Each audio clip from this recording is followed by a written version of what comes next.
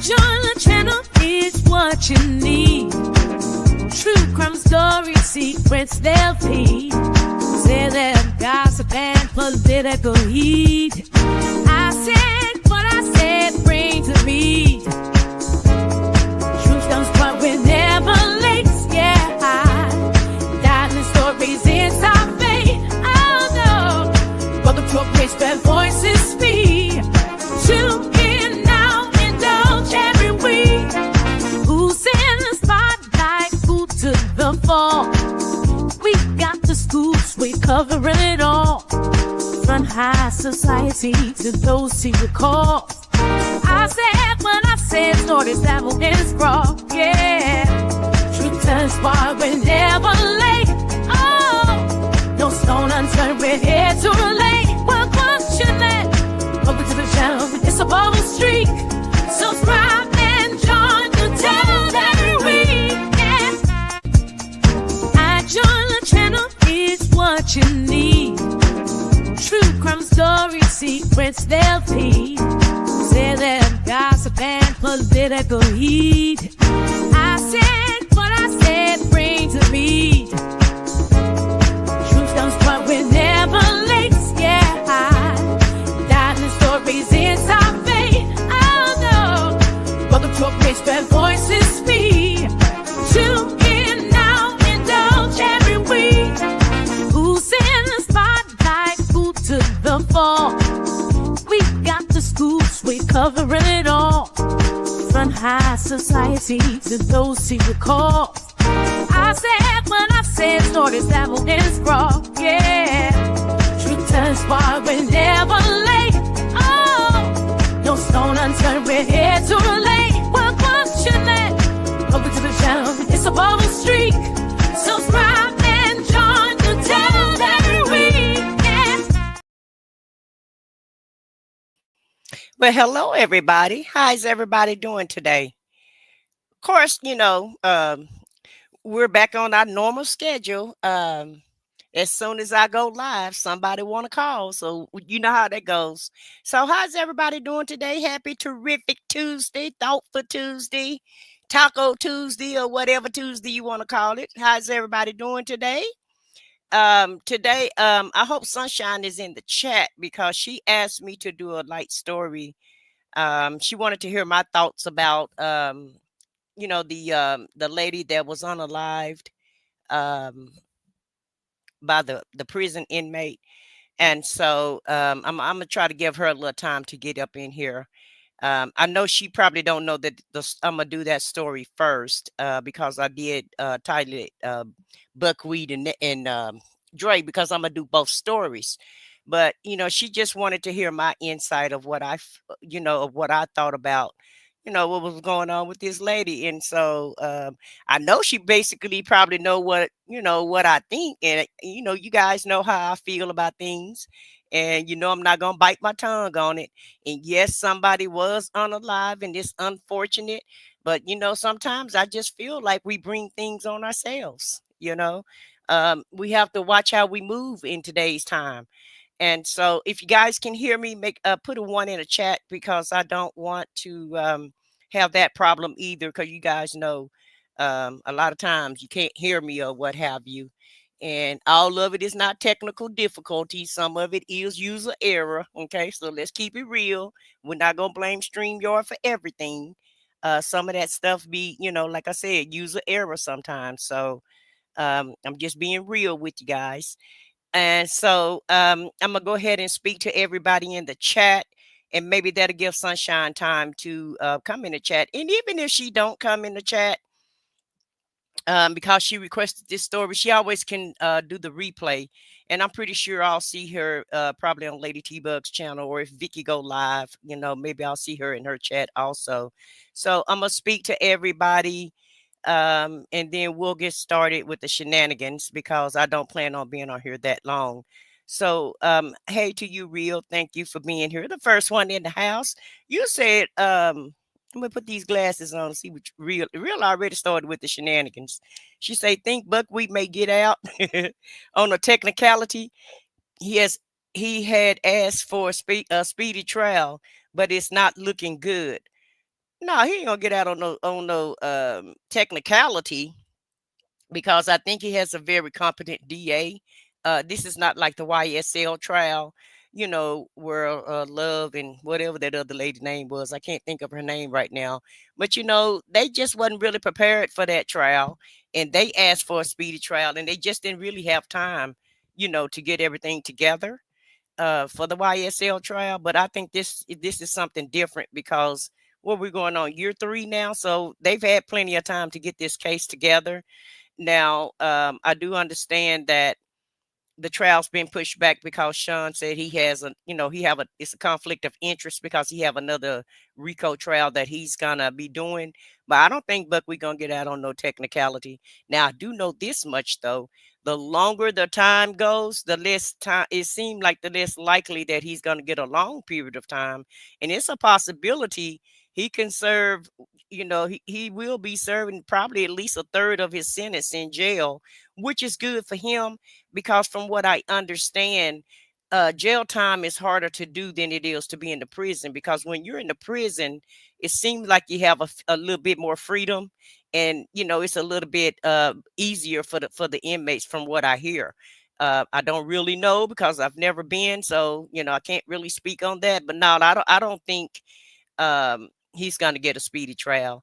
And if they don't get him on anything else real, they got him on bigamy, and bigamy is what I think it's from 8 to 10 years on bigamy. So if they can't get him on nothing else, they can definitely still get him on that. And so, hey, Karen, you say what?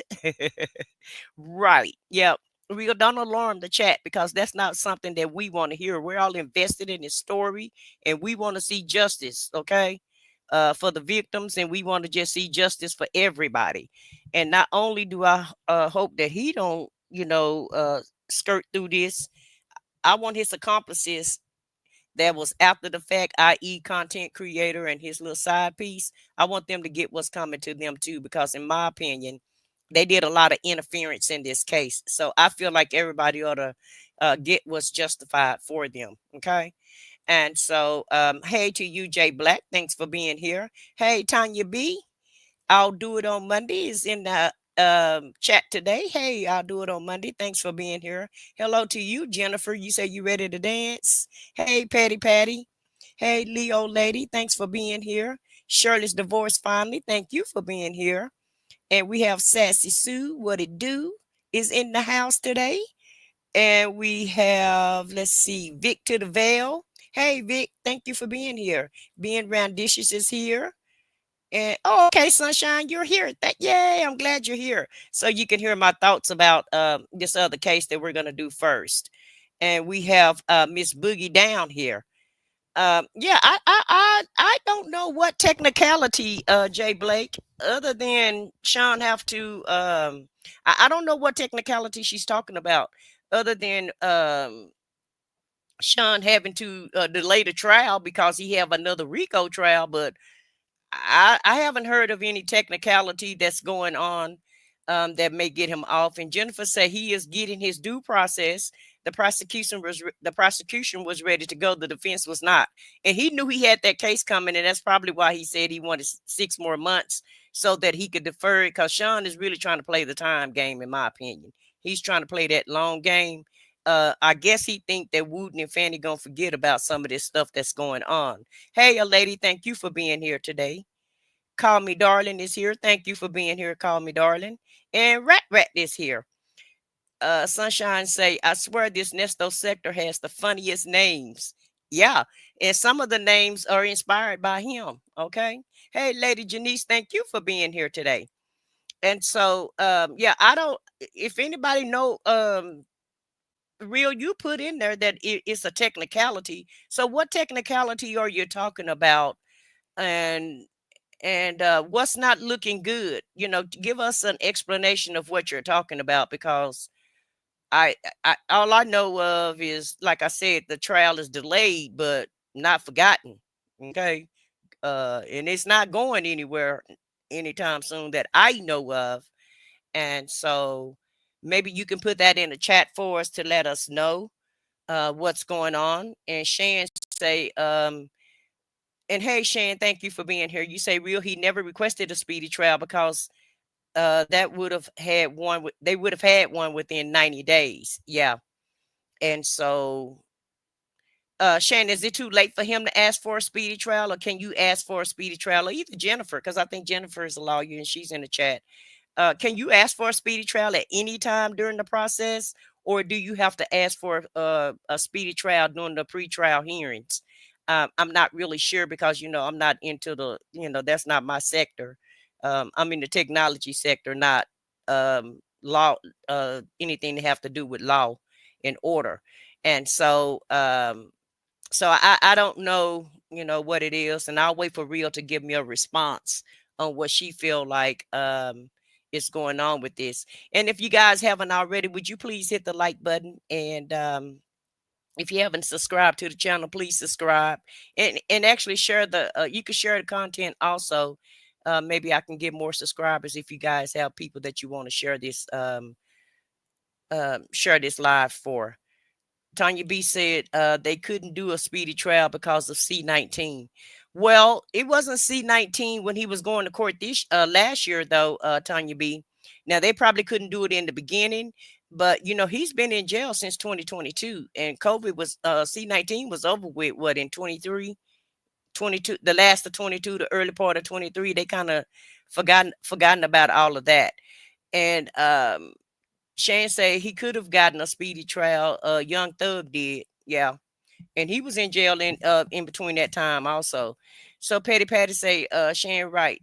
Wooden was ready in June, and Hoover said he needed until October. Then he postponed again. Yeah, because he was getting ready for that other trial, Petty Patty, in my opinion. They like Buckwheat say, ain't nobody trying to work for him. Nobody is really on his side at the end of the day. Jennifer said, I work in healthcare. Oh, Janetta is the attorney. Yeah. Yeah, Jennifer. I'm sorry. I got you guys mixed up. And so Jennifer's just agreeing with Petty Patty. And Lady Janice say, Nesto need to know, even if he get time served, it doesn't equate his innocence. Child, he'll be vindicated, child. Him and Sonya would have the biggest party if he got vindicated on something like that. And so I apologize for the phone ringing, y'all. I promise these people haven't called me all week, and now I'm trying to go live. Everybody want to call at one time. But they will swear that would be the biggest vindication for them. Okay. And so I hope he don't I hope he don't get vindicated, because he would swear he was right, and that wouldn't stop him. He would be just like the girl that we saw last night, Sierra, because he hadn't did any time. And so he that wouldn't deter him. He would continue to doing what he doing.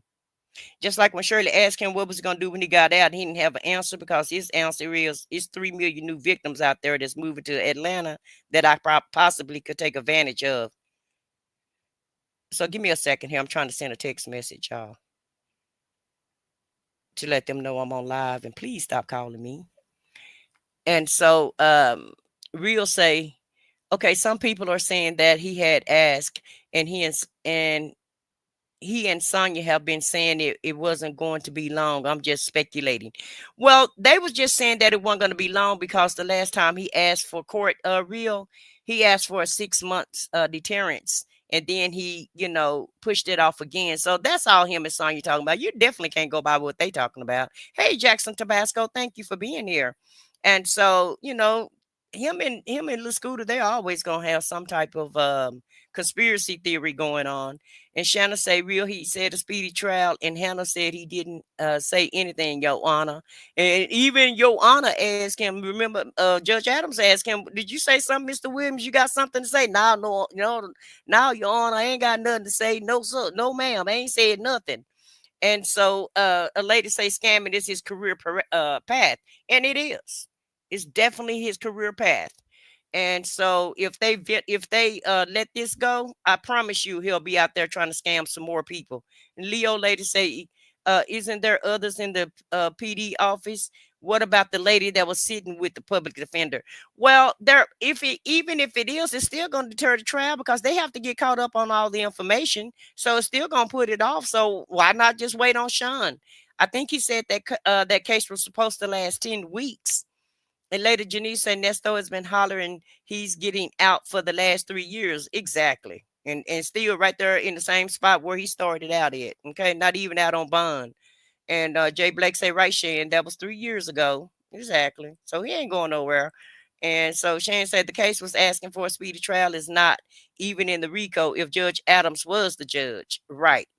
And so he's not going nowhere. They're going to have that trial when they get ready to have it. They're not on Buckwheat's time. They're on their own time. Okay. And so let's talk about this lady. Um, let's talk about this lady that Sunshine asked me to do. I wasn't really going to even bring it up, because it's been in the news or what have you. But Sunshine wanted to know what I felt about this lady, that her incarcerated boyfriend unalived her, that lady. And so I just want to give my thoughts on it. And Sunshine, you already know what I'm thinking, girl. You know it's not going to be nice. And Lady Janice said exactly, Shan. He wanted the speedy trial on those SA charges. Yeah, he definitely want to get rid of that. And they just got those just laying in. They just got those laying and waiting. And that's another thing. I really feel like if by the grace of God he escaped through this some kind of way, he still got them charges he got to deal with. And Sunshine say he talked big shit on the phone to his side hand, but mute when he asked to speak in court. Of course, anybody in authority and any man, Sunshine, he pops off when he talking to the women, but when he talking to those judges and he talking to any man, he knows how to humble himself really well. And Jay Blake said he's having to sit and wait like victims were waiting on their money. And that's the worst part of jail, Jay Blake. It's the unknownness that's getting him, because I feel like he will be okay once he went to trial. And even if they say they gave him 20 years, it'll give him something to look forward to, right? But when you don't know what the inevitable is, you don't know what's going to happen. You don't know if they're going to give you 5 years or 100 years. That's what gets you the most, because the waiting is what gets you. That's what make your nerves bad, and that's what's giving him all this anxiety. It's the not knowing. And I think Fulton County, they play games, and so I think they're doing it on purpose. Hey, Bank, thank you for being here. Bank say he ought to be glad because when the trial start, he has to move back to Fulton County. So he say, and she's just speaking to everybody in the chat. And Shan say, Bank, they won't move him back to Fulton for court. Oh, they won't. They'll keep him there, Shan. And Young Thug was coming from court every day. Okay, cool. And plus, they don't want him. They want to preserve him. They want to make sure he in the safest place possible. So whatever sentence they give him, he's able to make sure he's able to serve that time. So why would they put him in harm's way? And Jay Blake say, good for him with the unknown. Yeah, that's what's getting him the most is the unknown. And that's really what get most people when they're in jail. They okay. If you'll notice, people that go to jail, they're very nervous before they go to sentence. And then once they get sentenced, it's like they okay because they got something that they can look forward to, and they can, they can start serving their time. It was just like when Sierra was telling us about her story last night on Lady T Buck's channel, and when she was telling us, when she was in jail, she just didn't know what was going to happen to her. But once she got to the penitentiary, then it's a whole totally different story. You have something to look forward to because you can start counting those days down. And Sunshine say, Shan, will a speedy trial be beneficial to him?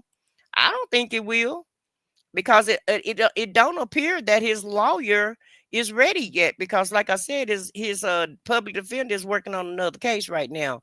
Lady Janice said, I believe they are waiting to see what happens in this RICO. If he gets 20 years, that's almost a life sentence for him.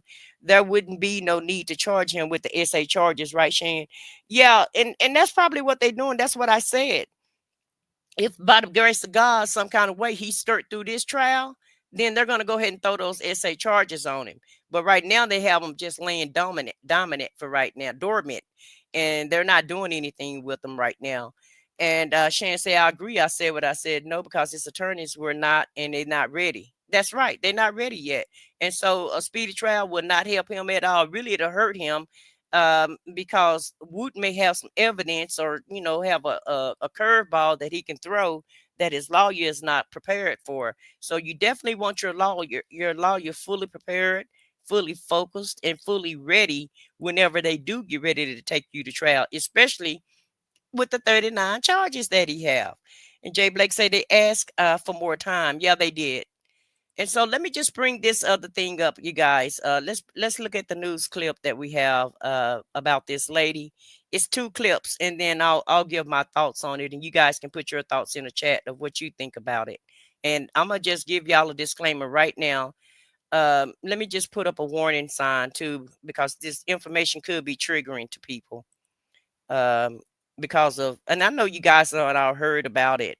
Um, I know you've all heard about the case, but let me just, I still need to put that on there. So, just in case somebody is in the chat and haven't heard about it. But, it's been all on the news at this point. Give me 1 second here. I'm just creating a banner, and I should already had this done, but I wasn't really thinking when I was, trying to find these news clips about the story. But in my opinion, well, let's watch the news clips, and then I'll give you the information. I'll tell you what I think about it.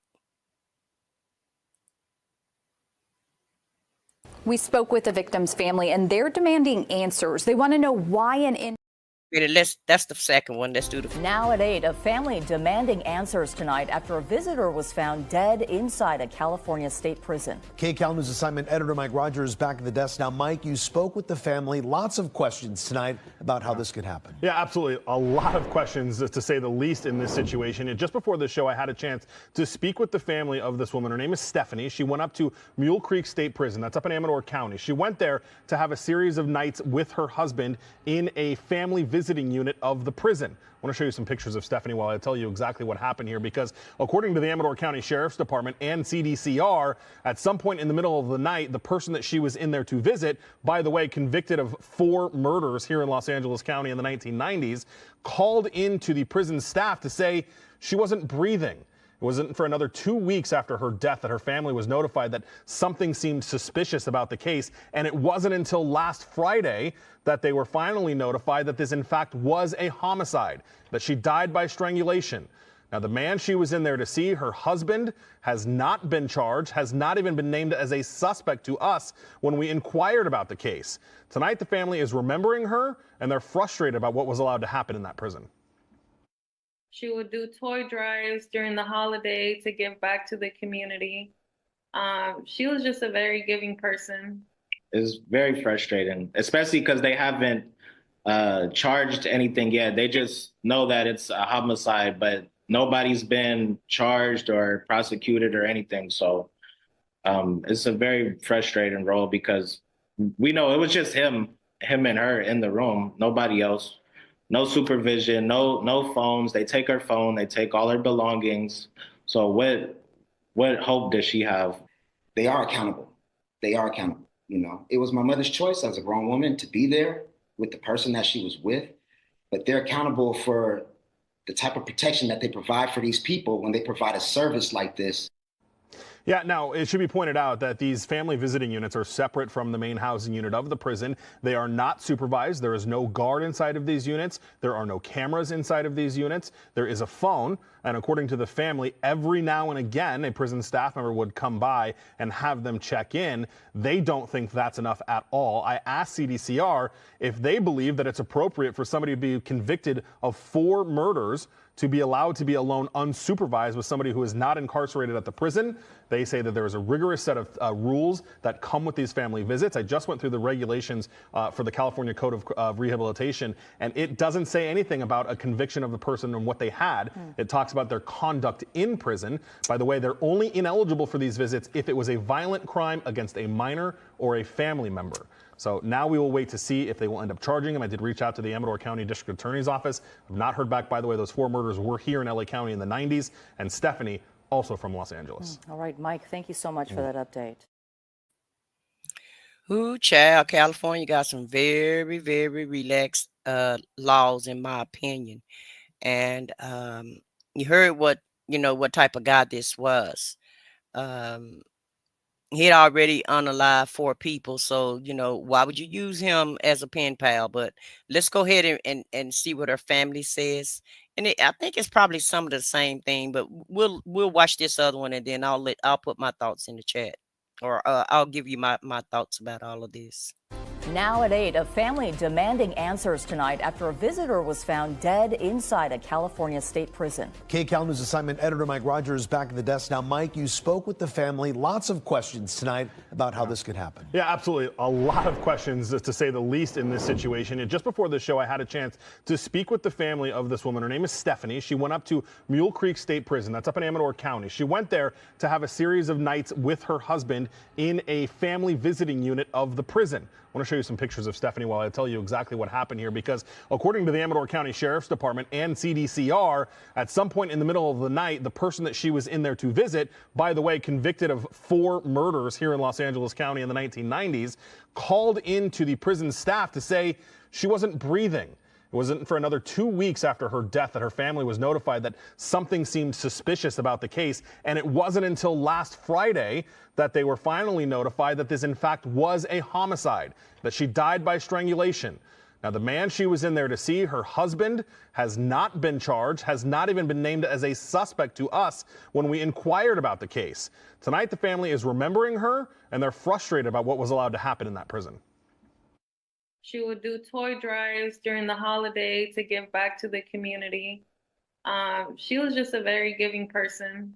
It's very frustrating, especially because they haven't charged anything yet. They just know that it's a homicide, but nobody's been charged or prosecuted or anything. So it's a very frustrating role, because we know it was just him and her in the room, nobody else. No supervision, no phones. They take her phone, they take all her belongings. So what hope does she have? They are accountable. They are accountable. It was my mother's choice as a grown woman to be there with the person that she was with, but they're accountable for the type of protection that they provide for these people when they provide a service like this.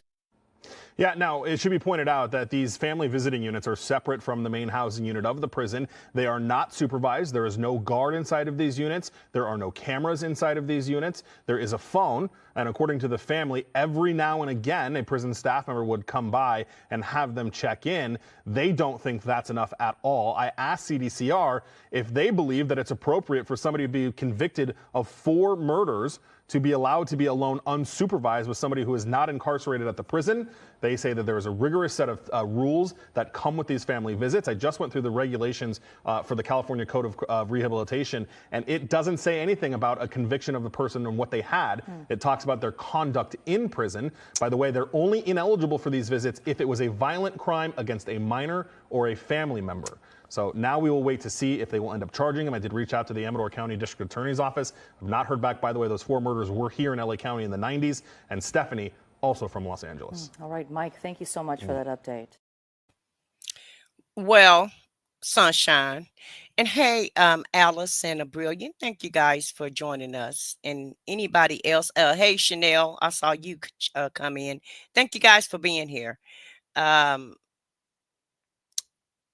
I feel like this is a kink gone wrong, right? I don't feel like this guy was trying to take her out because, well, let's put it like this. First of all, she seemed like a very nice lady, right? And she's older. She's 62. And so I guess she was probably lonely, and she decided to, contact this prisoner. He was already locked up. He's been locked up since the 90s. And so we learned last night when we was on Lady T-Bug's channel that they have what they call sugar baby site. And I'm not sure if she was considered a sugar mama, but I do know I just do know that from what I've heard that you also can, like be pen pals with prisoners. And there's nothing wrong with writing somebody and giving somebody, something to aspire to or to look forward to, even though they've committed a crime and it's a possibility that they're never getting out, because everybody can be redeemed. Okay. And so, but that doesn't mean they need to be free. He could be very sorry for the crimes that he committed, but 4 of them, I don't know about that. That's a lot of redemption that he's gonna have to ask for. So the good thing about it was he's never gonna see the day, the light of day. He's never gonna be free. However, I feel like when you're in that type of environment, anything that you can do to help you with your mental and help you escape the environment that you're in. So even if you have somebody that, will be nice enough to write you and communicate with you, then that's just a little perk for him. That's just something so that he can keep his mind sane. Now, on her end, ma'am, what was you doing? This man been in jail since the 90s. He done unalived 4 people. Like, couldn't you find somebody in a church house? In my opinion, you would have did better with just getting a homeless man off the streets, dusting him off, cleaning him up, and fixing him up, and just letting him come live with you, versus getting somebody that's already locked up. Because one thing about most people that's locked up, and I'm not saying 100% of the people that's locked up are guilty, but more than likely 95% of them are. Okay. And especially in this day and time, because we have all type of technology that can put you at at the place of the scene. We have all kind of ways where they can investigate and to ensure whether or not you're guilty or not. Now in the 90s, that could be a different story because the technology just wasn't there that we have now. But this guy has been accused of unaliving 4 people, and he's been in jail since the 90s. So, couldn't you have found somebody else to write? And even if you wanted to write him and befriend him, be nice to him and be his friend, why did you have to have a conjugal visit? And then she married him while he was locked up, guys. And so you had the red flags, going into this relationship. Now, I feel like that they were trying to do some kinky stuff, because in my opinion, if he was just really trying to take her out, I don't think he would have called the guard, and I don't think he would have tried to call for some help. Okay. And so with him trying to call and get help, that makes me feel like um it wasn't an intentional. I don't, and I don't think he's gonna be I don't think they're gonna accuse him of unaliving her again, because I feel like it was some type of kink that was going on, a kink that went wrong.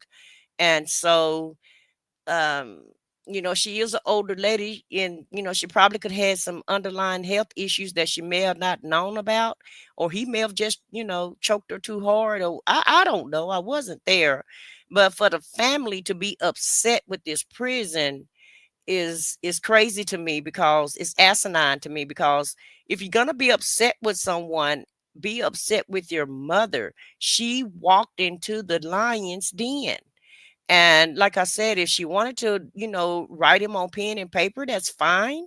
But you don't, you went too far, ma'am, especially with you trying to marry him. And like, what satisfaction are you gonna get with somebody that's never getting out, and you decide to walk down the aisle with them? I just don't understand that. And in the conjugal visits, you know, um, it's prison. Shane will tell you, Bank will tell you, prisoners have all kind of game, and they play the long game. Prisoners play chess all the time. They don't play checkers.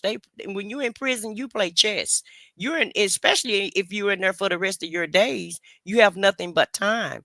And so, yeah, you can follow the rules and regulations, and you can do good, do everything. You can dot the I's and cross the T's long enough to get a conjugal visit. To get anything that you want. You know how to conduct yourself, especially if you've been in there since the 90s. So you've been in there over 30, 40 years. So you know the routine, and you know the drill. You know what it takes to get what you want.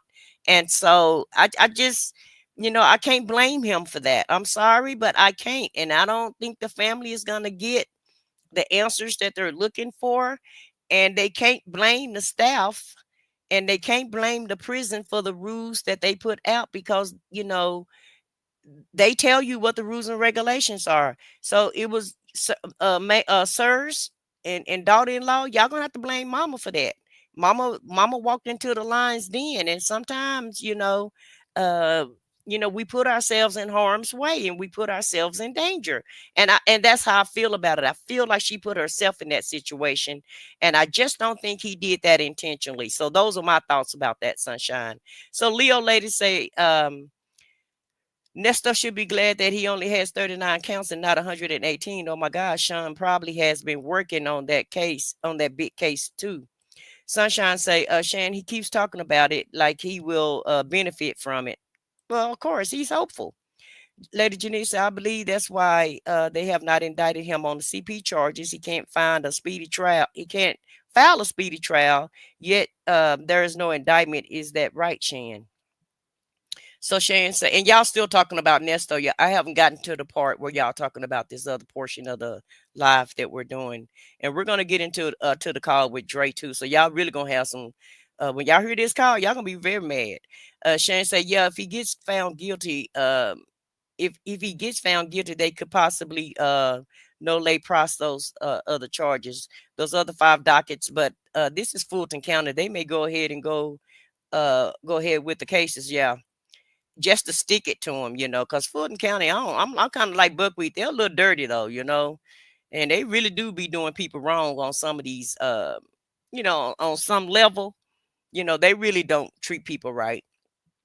They sure don't care about your due process with the way that they got the law set up to where they have 5 years to convict you. That's crazy in my opinion. Banks say, yeah, Shan, that's what the expert convict said. And a brilliant and Chanel's just speaking. So Shan said she went up, she went up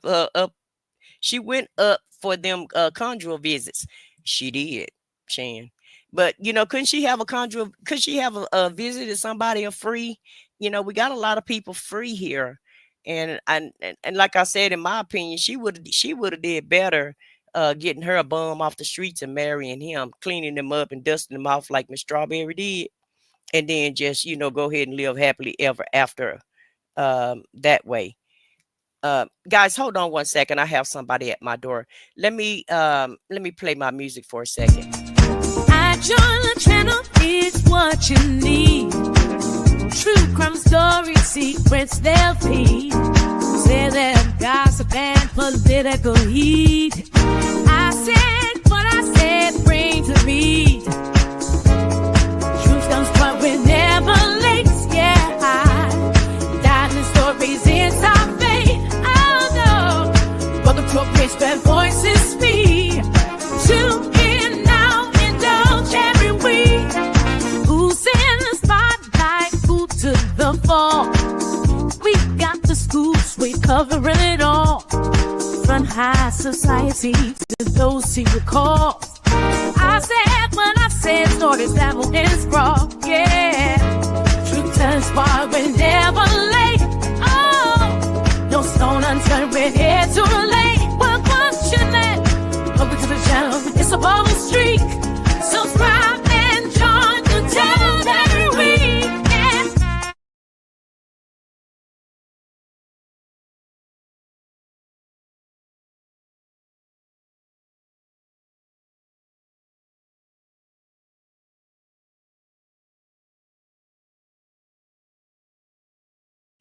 I'm sorry, guys. Had somebody at the door, and I have to open it up. But yeah, let me get back to y'all comments. Let's see. Hey, Eve has many faces. Thank you for joining us today. So Tanya said she married a demon. Well, Tanya, she should have known that when she married him. She knew his record. Yeah, Sunshine, is totally insane for her to go that route. And Alice just speaking to the chat. And Banks say, I looked into this and they said that conjugal visits are anywhere from 30 to 40 hours. Yeah. And his crimes was not in the small list of those who were prohibited from having them. Well, they just said that on the video. If he didn't unalive a family member or a child, then he could do conjugal visits. Okay. So he was within the realms, and then I'm pretty sure you probably can't have any write-ups. They didn't go into extensive depth with it, but I'm pretty sure just from me watching the parole hearings, you have to have a pretty good record to get privileges. And so that's what that's about. And Sunshine say, Grandma was bored and couldn't find nothing else to do but marry a good, but marry a guy doing life sentence. I know it's like, can't you find somebody else, ma'am? You know, at the end of the day, I mean, it is a horrible thing that happened to her, but to me, if you go and marry somebody that's already locked up and they're not going to get out, that's asking for trouble, in my opinion. Why would you get somebody that's already locked up? Can't you find somebody that's free? That is crazy to me. So call me darling. Thank you for being here. She says, sound like she was a Christian woman who was very lonely. Well, it's some lonely Christian men at the church that she probably could try to get with. Jay Blake say it's crazy. Shan say, what the F kind of stuff is this? I don't know, Shan. I mean, you got to be pretty lonely to go this route. The route that she's taken, you have to be pretty lonely. I don't know. And I just, I just don't understand it. And it's like sometimes people just like living on the edge and they just ask for trouble for some reason. And I don't see why this type of lady would even want to be involved with this type of man. And I can understand, like I said, trying to forgive him and trying to give him an opportunity, to have some type of happiness. And I don't even know if he deserved happiness if he done took 4 people out. Uh, in order for me to forgive you and you done took 4 people out, honey, it'll take me a long time because, I have to side eye you on something like that. That's just a lot for somebody to forgive you on. Okay.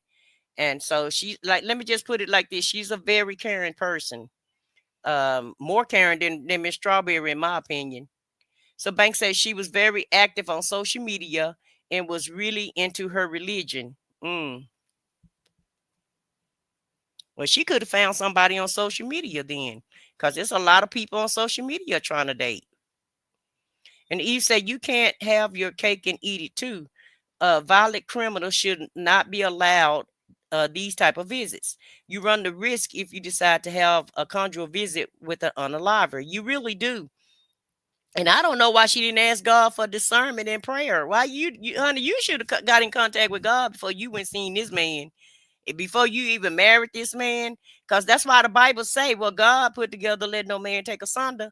And so I can wholeheartedly guarantee you, she probably did not ask God about this marriage before she went walk down the aisle with this. Well, she didn't walk down no aisles before she stood before the preacher about this. The chaplain, I'm pretty sure the chaplain at the prison had to marry him. So who approved these laws for conjugal visit? Honey, this is California. And California got very relaxed laws, okay? They don't even have the DP penalty. They don't even, the D penalty, they don't even believe in that. And that's why he got the life sentence that he has, because they don't believe in the electric chair or anything like that. So Call Me Darling say she believed she believed he had changed, and that's fine. Shaking my head, and that's fine for him to change, but that don't mean you got to test his change.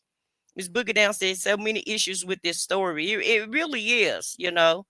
And so let me ask you guys this: do you think her family have a case?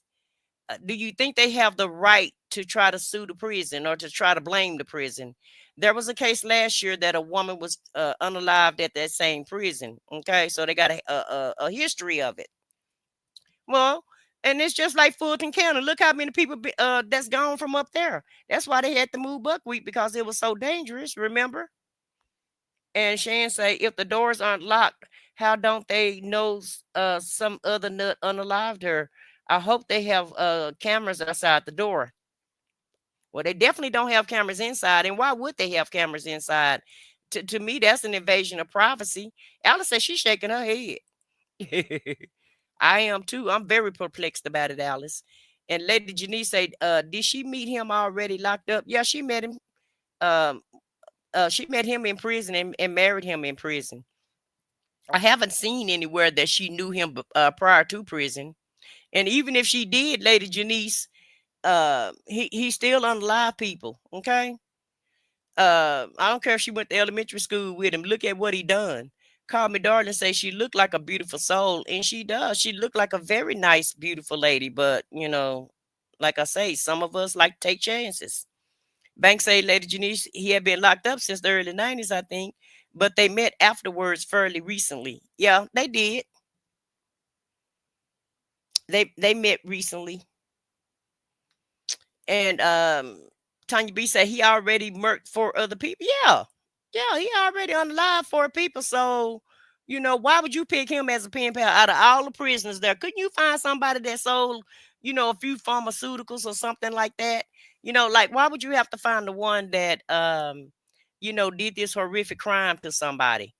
And Miss Boogie Down say, unfortunate, I think it was Kinky's ex gone horribly wrong. This is not their first visit. And that's what I feel like, Miss Boogie Down. I just don't feel like, he was trying to do that to her. Because just like I said about Buckwheat, he wasn't gonna do anything to Shirley because why mess up your cash cow? You're not gonna do that. Call me darling, say I pray this kind of loneliness never finds me. I pray too, call me darling. Let me tell you something, baby. I know it's not gonna find me. Okay. And Miss Sunshine say, Miss Boogie Down, that was my first thought. Yeah. And so a brilliant say, wow, absolutely heartbreaking for the family. Some of these women get so lonely they turn to pen pals. There needs to be more oversight for violent offenders linking up with women. Right. Lady Janice say, well, the only California legislator would have to make those laws, though. So that's something that the legislator have to do, in California. But like I said, California is a very free state, and they got some of the more relaxed laws.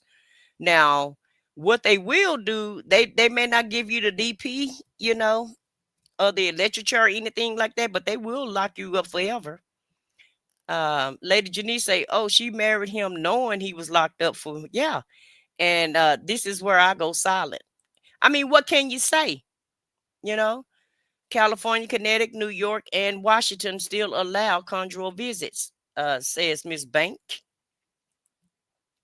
And I don't feel like you ought to have those visits. If you got your freedom taken away because of something that you did, why should that be a privilege? Now you can have somebody come visit you, but a conjugal visit, and I guess they do that to keep the inmates from, trying to attack each other in that way, So ladies say he's not charged yet. No, they haven't charged him because they got to investigate and find out if it was an accident or did he do it intentionally.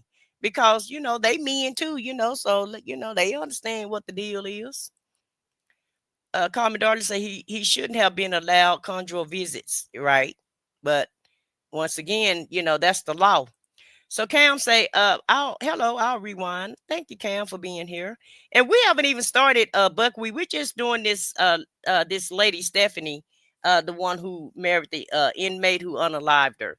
So 14+1 say, how do you marry a convict unaliver and visit him unsupervised? Mind-boggling. Right. Like I said, she walked herself right into that, whether it was intentional or non-intentional. And even if it was not intentional, why you having that type of relations with this guy when it's a possibility that he may snap during the I don't know. I just wouldn't do it. I wouldn't even be his pen pal, but that's just me. I kind of have a hard heart, and you got to prove a lot to me for me to be this giving for you. Banks say he has nothing to lose. He's serving 3 life sentences plus an additional 20, and California doesn't have the unalive penalty. Right. He have nothing to lose. And what they gonna do? Add another 20 years to his three life sentences? I mean, what else can they do to him? Because they not gonna do anything else to him but add some more days, which he not gonna ever get out anyway. So Carmen Darling said, I bet she started out ministering to him. She did, and then inmates are very conniving and manipulative. So he probably manipulated her into that and turned it into something else. And a brilliant say, so this man unalive young children or family members, 4 of them. Well, I don't know if I don't think it was young children because he also was a pharmaceutical salesman when he was out. He's supposed to be, selling the pharmaceuticals on the streets. So probably has something to do with that, territory or, or somebody shorting his money or something of that nature. So Eve say, I guarantee you, and hey, Eve have many faces. I guarantee you these women knew full well who this man was and what he did. They did. She knew. But probably did these visits and relationship with him against her family wishes. Yeah. I'm sure her sons did not approve of this. And so that's why I say her sons, I understand that they upset, but I don't think they can blame the prison for that because they know the rules and regulations. They know what it is. And so Sunshine say, no, ma'am, I want no parts of a criminal. I am not in the game of redemption. Not that type of redemption. I'm not either. Alice say, for real, I said what I said. Lady Janice say, me right now, she rolling her eyes. And Abregian say, did I hear that right? You have to have committed a crime against a minor or a family member? Yeah. And I bet she twisted the details on his incarceration. You're saying to her family to have conjugal visits. Yeah. And, you see her family talking about why they don't have cameras. Well, why would they have cameras inside of a room where you're having conjugal visits? Maybe they need to look up the definition of conjugal. Okay. The family is probably trying to sue and they're not going to win. And as they should, Lady Janice, they should, but I don't think they have a case. A brilliant. She walked into that knowing what the consequences were. He unalive with a GUN at close range. Two of the people he didn't even know. Right. Hey, just peeking. Thank you for joining us. Banks, I don't understand why conjugal visits still exist. I don't either. But like I said, though, Bank, it's probably to keep them off of each other, especially when you're never getting out. And, people are human. So instead of messing with other inmates, they give you the opportunity to be with the opposite sex. So Tanya B said, I really don't understand either. She also was a nice looking lady. Yeah, it's not like she couldn't get nobody else. Hey, Nesto, Shackle, Shuffle, Walker, Shane. And she was a Christian, so like, ma'am, can't you find somebody in the church house? Couldn't Deacon so and so couldn't you entice Deacon so and so to go have a cup of coffee with you? So Sunshine say, so they are not, so they are saying no cameras at all, not even at the doorway. That's what they said, no cameras. And a brilliant is green. Call me darling say, I knew a lady who would be so excited about her conjugal visits. Well, the person that she was visiting, though, called me darling. Was he an unaliver or was he in there for another reason? Because there's a difference if people are in prison for non-violent offenses. But if you're in there for a violent offense, you might want to double check yourself on that. So Sunshine say the jail holds some dangerous people. Scott Peterson is there, right? And Shirley's divorce say, call me darling, son, you would just love it. Yeah, she would be one of them type of people. Now, people like her, she would be one of them type of people that would do that with Buckwheat, for real, for real. But Buckwheat is not accused of anything of this heinous either, though. So, call me darling, say they aren't going to have cameras on the inside where they're having, relations. They're not. Like I said, it's a violation of privacy if they do that. I just don't understand those individuals.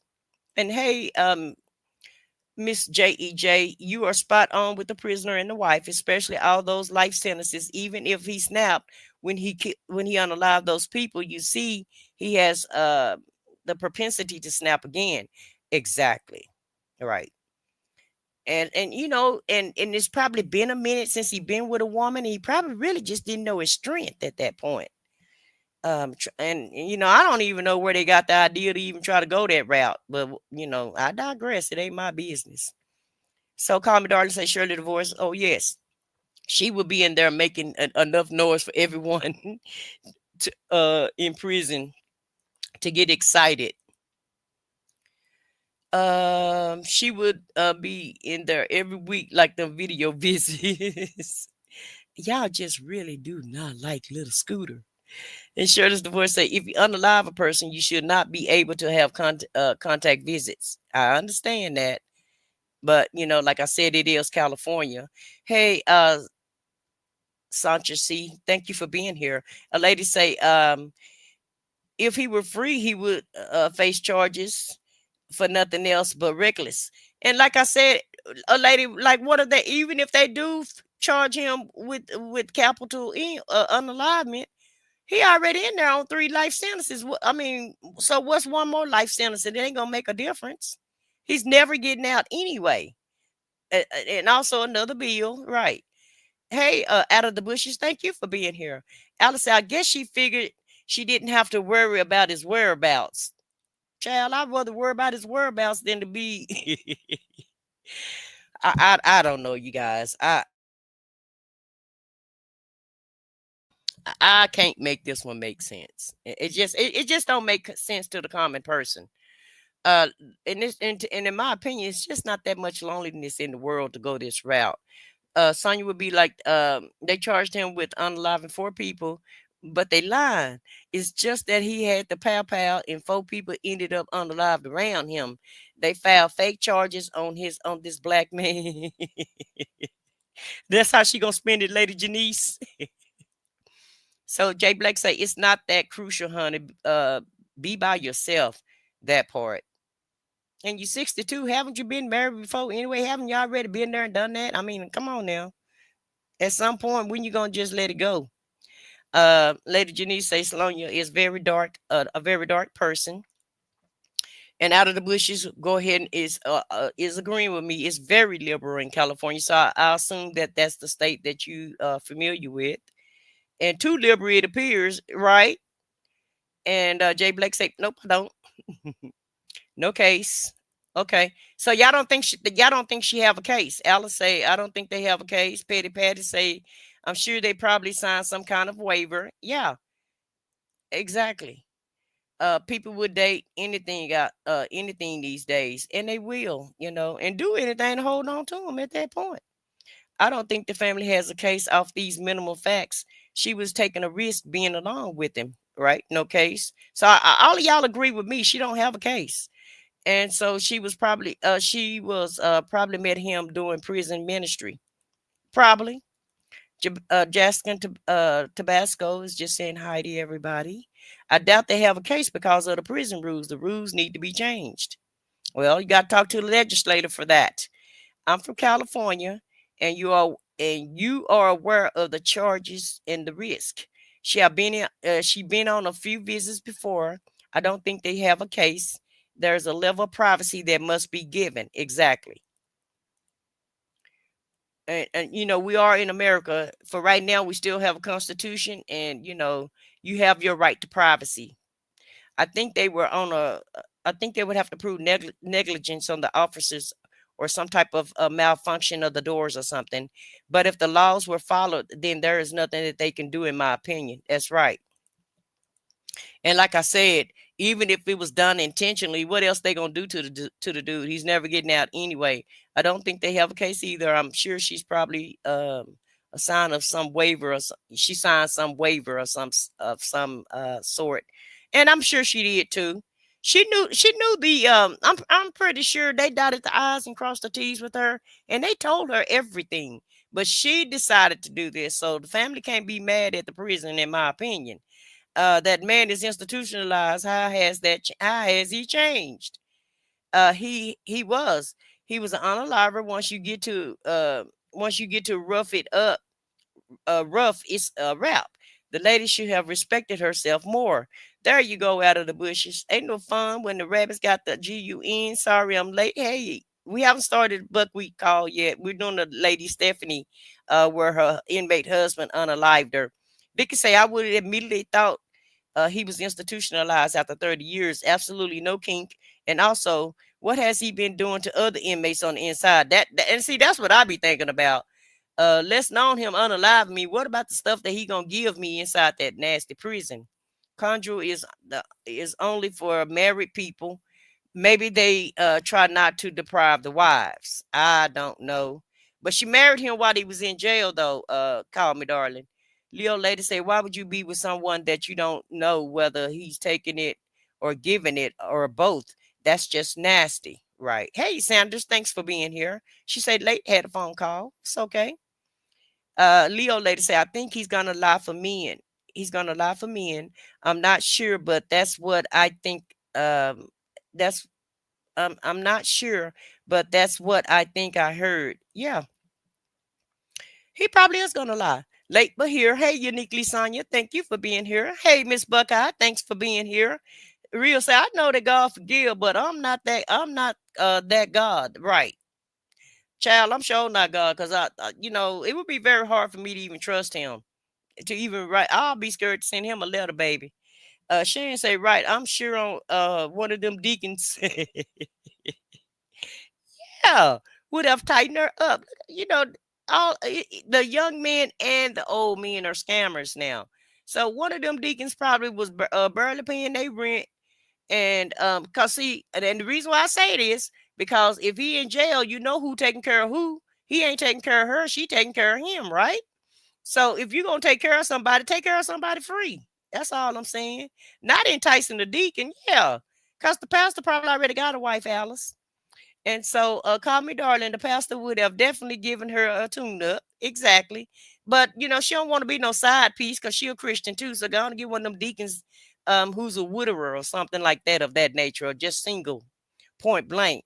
Shane said, I'm surprised there were no cameras in the halls outside the rooms. Yeah. Well, apparently they trying to respect everybody's privacy. And so Bank say, Shan, Bank laughing. Ms. Buckeye speaking to Alice. And so let's see here. So out of the bushes say he six told his man he was getting rid of his wife. Wait a minute.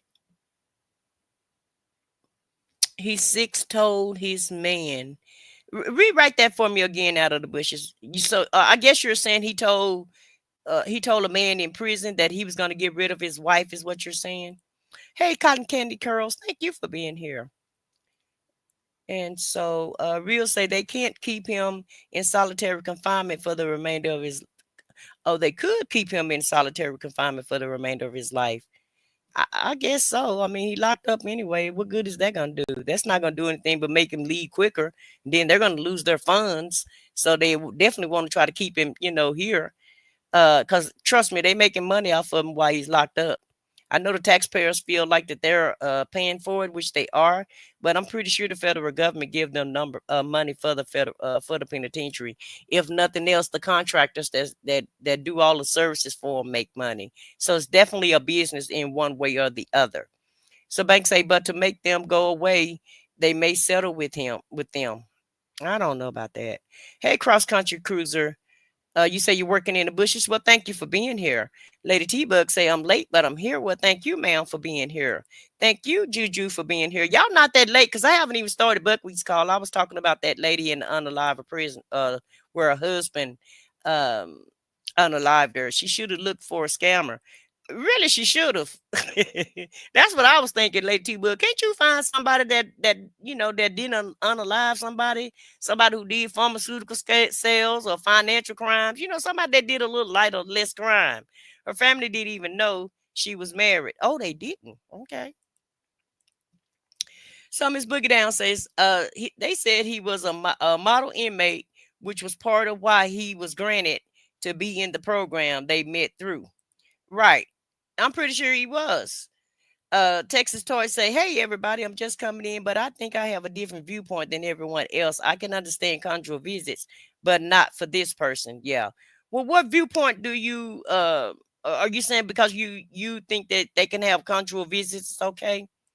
And like I said, I don't mind them having conjugal visits either.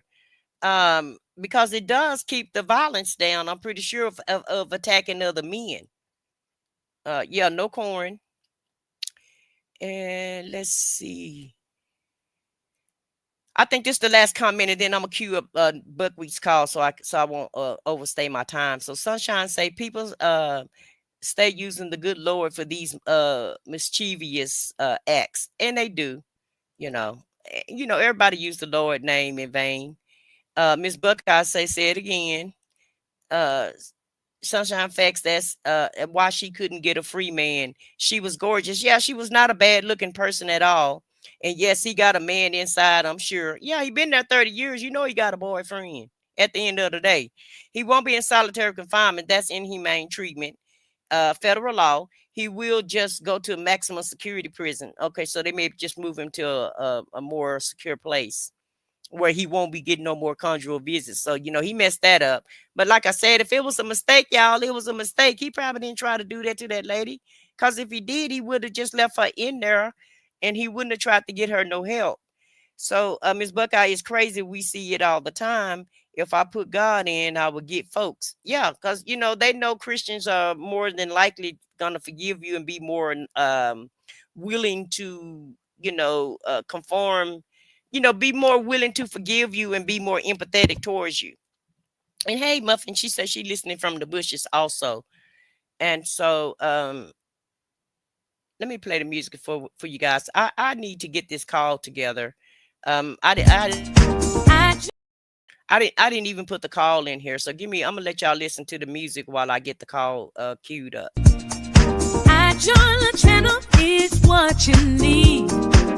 True crime stories, secrets they'll feed. Say that gossip and political heat. I said what I said, bring to read. Truth comes but we're never late, yeah. Diamond stories is our fate, oh no. But the progress their voices speak. Tune in now, indulge every week. Who's in? Okay, so I have it together, y'all. That didn't take long because I had it under my history. I just didn't put it in here so that I can present it. So give me 1 second and let me bring it up and we'll go ahead and listen to this call. Now, this is the second call from Dre and Buckwheat's conversation. The first call really wasn't that interesting, but I found this one a little bit more interesting than the second call. So give me 1 second.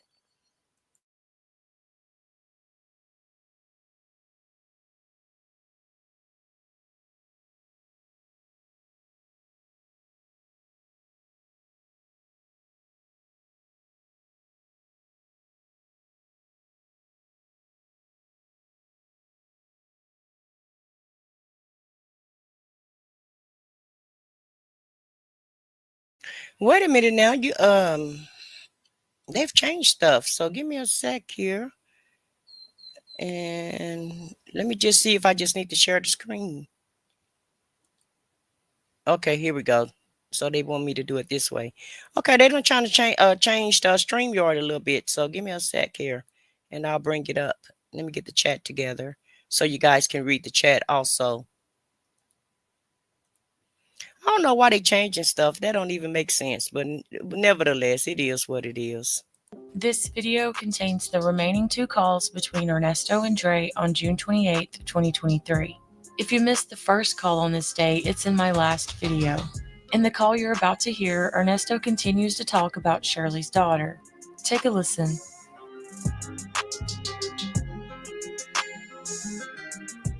Okay, you back? Yeah. Okay.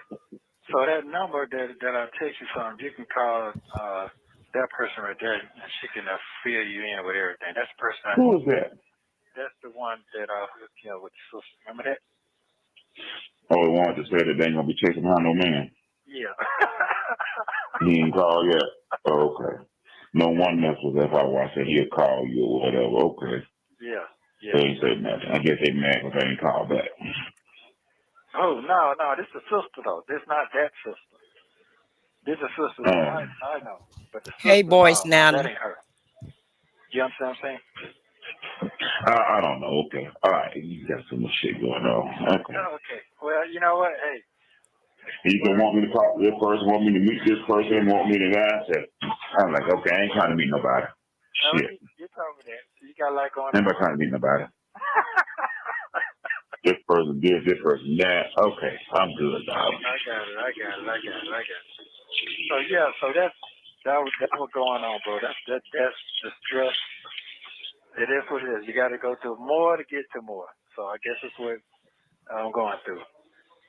So I'm good on that. Hey, Jet Black. This some crazy shit right here. Man, what you talking about? It is. It's gonna be interesting to see how you move when you get out. Well, I can't do them. I go just straight to the top, bro. A different hole. Yeah, it's gonna be interesting to move when you get out. Why you say that? He gonna move the same. all these folks that ain't got nothing to say, trying to put you away, trying to taunt Sheridan deal. You get back up on your feet when folks start needing some help. I'm just curious, are you gonna let them in? Well, the reason why I let them in, Dre, is because this, and I got a plan. I'm not trying to hear all that. I mean, shit. Me personally, I don't know. When I see people against me, I ain't got nothing to say about them no more. Like Rod, I got nothing to say. I'm done. All them folks, when I was down the road, they didn't send me no money, talked about me. When I get out, I'm done when I get out. Don't try to come up in my face. I ain't got no rap. I'm done. Yeah. We not cool like that no more. Dino, all of them, I'm done. Ain't nothing you can tell me. Ain't nothing you can say. Now that my Lord's in my word, there's nothing else you can tell me. Well, that may be. Nothing else Rod can tell me, period, with all that shit that he did. Nothing else you can tell me. Yeah. This is true. I ain't trying to get nothing. I ain't trying to get nothing either, bro. I'm not going to lie to you. Oh, yes, you are. I'm not going to lie to you, bro. I'm not trying to hear nothing. Not at all. Oh, my God. Yeah, I'm not. So, I mean, like I said, I do have favor. Like I said, I do have favor, and I got to stand on that shit right there, bro. And I stand on what I'm standing on. I got to stand on with kids. I got to stand on with all that. So, yeah, what it is. Damn. Yeah. Sheridan's daughter went down there and told them for flats on money now. Man, I'm trying to tell you now. I don't know what the hell you done to her. All I did is put her ass out too, because I bust her out and told her them kids didn't have the right baby daddy. The baby daddy, they're not the real baby daddy. Yep. Wow. I'm just man. Yeah. Did y'all hear what he said? He said he blessed Sheridan out because the baby daddy ain't the baby daddy. And how do he know who the baby daddy is? Who left this earth and left him in charge? How he know who she was sleeping with? And so here he go puffing his chest out, lying. And Cotton Candy say Dre know his partner lying. Yeah, and Lady T-Bug say Dre be on it. And boys Nana said more go. Oh, I can't understand your message, but Sandra said she heard the toilet flushing. She heard a flush and intermediate drops. I didn't hear that, Sanders, and I have on earbud. I have my headset on, and I didn't hear a toilet. Jennifer say, who was Nesto be telling her who her baby daddy is? Right. And do he even know his father? And do he know if that's his real daddy at the end of the day? He know how he know. He stay blessing and blowing on folks. Ain't did nothing but lie. That's right. So he's married now, right? Why was that his business? I have no idea. He could have never have had that conversation with my child. Exactly. How was that his business unless he was the one? And okay, real. And I don't think he was the one, because I don't think he would have messed up his cash cow. So I know a lot of y'all feel like he probably did something to Sheridan, but I don't feel like he done anything but antagonized her, maybe looked at her the wrong way. But I don't feel like he touched her, because he wasn't gonna mess up his cash cow at that point. I was getting ready to say the same thing. How does he know, Alicine? I always wondered if Nesto was the baby daddy. I don't feel that way, boys, Nana. Lady Janice say, why is that even up for discussion? I have no idea. And why is that a reason to put her out? That part. He just come up with anything he can to make himself look like he a big man. Yeah, I think I know I told you that. I know I told you. Guess what my witness is? Oh, you told me all the stuff that y'all were going back and forth with, and cussing all that stuff. But I didn't think that she would just go down there and tell some folks when you was already dealing with something else. Yeah. You didn't go down there and add her stuff on there too? That's cold, huh? That's what she did. That's what she did, bro. And you know what she told Shirley? And Shirley know this too? Yeah, she know all that. You know what she told Shirley? I don't care about nobody but my kids. I'm the one who's going to take care of your goddamn kids when you're trying to abandon them. That's it. Ooh. And she already know that. Just like you abandon your kids. She know that. This some cold shit, bro. When I say cold shit, bro, that shit, it's like, I don't know. I'm trying to figure the person you just really angry with that I know. That you just couldn't get out your head. That's how I be feeling. That's how I be feeling. Because the shit is like, and then remember she said the demons in there. That's what I was writing her, telling her, you got to goddamn wake up, smell the coffee. Motherfuckers got these masks on now. You can't see them. When I go something like that, I don't want to hear all that. I don't. See, but she wanted me to talk to her. Well, I can't talk to her.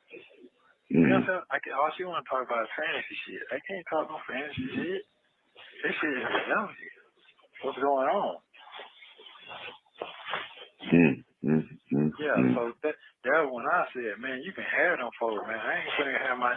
Remember, I said, man, I can't go over there doing all that shit no more. You like, man, I ain't tell you everything because I ain't have concrete. Now I have to show it to you on paper that you see that I ain't lying to you. So now you see. So there we go. There it is right there. So I'm I'm waiting for what's gonna go down right now.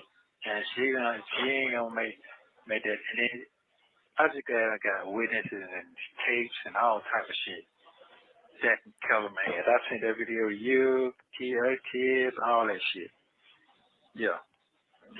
But what she was trying to say? That you was abusive parent or something? No, bro. She, the daughter, the older daughter, she was mad at Shirley. Told me his thing. When I started doing my investigation on her myself, going back talking to Kim and started talking to her grandma and trying to figure out what happened to her, what's really wrong with her. And I didn't know she was bipolar and schizophrenia at the same time. I didn't know that shit. You see what I'm saying? So when she moved out there, my other daughter convinced me to go, oh, Dad, you got to give her another chance. I didn't want to fuck with her no more after I dealt with her dealing with Ebony at that time. I didn't want to deal with that shit no more. You see what I'm saying? But I let her prevent me, and this your daughter, you should do this. All right, but I didn't fuck with them like that. But I got a rude awakening. Once I woke up, I said, man, I can't fuck with you like that. I can't trust you in my household. You sitting around? Because I went through all that with my with Dion brother, with that gay shit, talking to Martha behind my back. So that was just one time for me. Right. I can't handle that shit right now. So, no, I'm trusting my house. You can't stay with me. You can't do nothing. I come out and divorce you, but you can't stay with me. But she got mad and all that shit.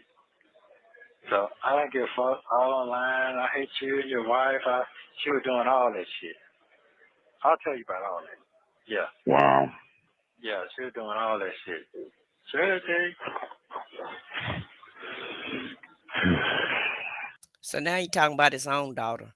So, he just don't like kids at all. And he definitely don't like correction. When somebody call him out, he gets very upset. And you notice he does a lot of cussing when he's lying also too. So your daughter was calling you out because you was foul and she know what you did to her.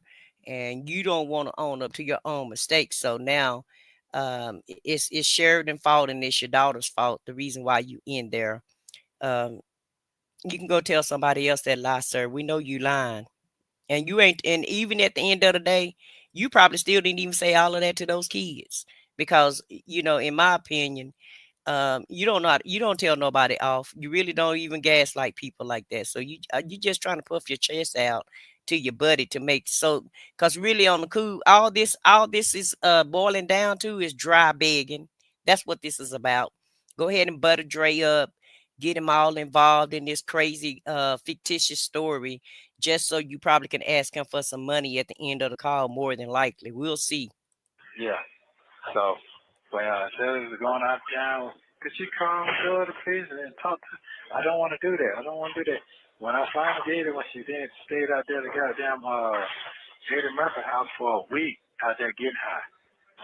A whole fucking week. I just snowed and whatever they were doing. Come back when you want to come back. No, you can't come back in this house till your mama got down and come back home. That's when she blowed on me. Yep. Started talking mad shit. And I recorded that too. Guess who was right there with me? I don't remember him. I don't remember Sheridan being at Eddie Murphy's house. Do y'all remember him saying that? Because I must have forgot about this call. But he just said that she was at Eddie Murphy's house for a week with his son, snorting cocaine and getting high for a week. She called him to come back home, and he told her, "No, she can't come back home till her mama get back." And I recorded it. I recorded it and everything. So you trying to find something wrong with this girl so you can try to have some evidence against her so that her mom can put her out. My other guy in the intercom, man, the other guy, I want to say, you know him. So, yeah, standing right there the whole time. Because I don't trust them kids at all. Because they don't know what that shit brings. So, yeah, but this whole time, that's what all that was. And then his thing, her real daddy came up here last year just to see her, and the bitch went in and answered the fucking phone to see his own grandkid. Yeah, he might know what's in his life, but shit, them motherfuckers on the deathbed, and he changed. He said, I don't want to see my grandkid, and I'm sorry. Just Sheridan hug. It was last year. Sheridan heard about that. Well, she know I forgave him. Why she can't forgive him? Everybody ain't you, man. Everybody ain't you. Yeah, but I was there benching on what I had. Yeah. So, and when she come over, I mean, let her ass stay in the house with us last year when she had nowhere to go.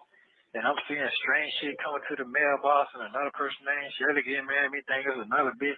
Oh, what, you know this woman? I don't know these people. Couldn't find it was her sending mails and somebody else named over there. She's somebody else. That shit was crazy to me, bro. Trying to get Shirley to think that you messing with somebody else? No, she was doing some other shit and changing her name so she can get some other shit going on. Trying to be dealing with some old Africans and shit. So I'm saying to myself, damn, man, this shit is fucking crazy to me.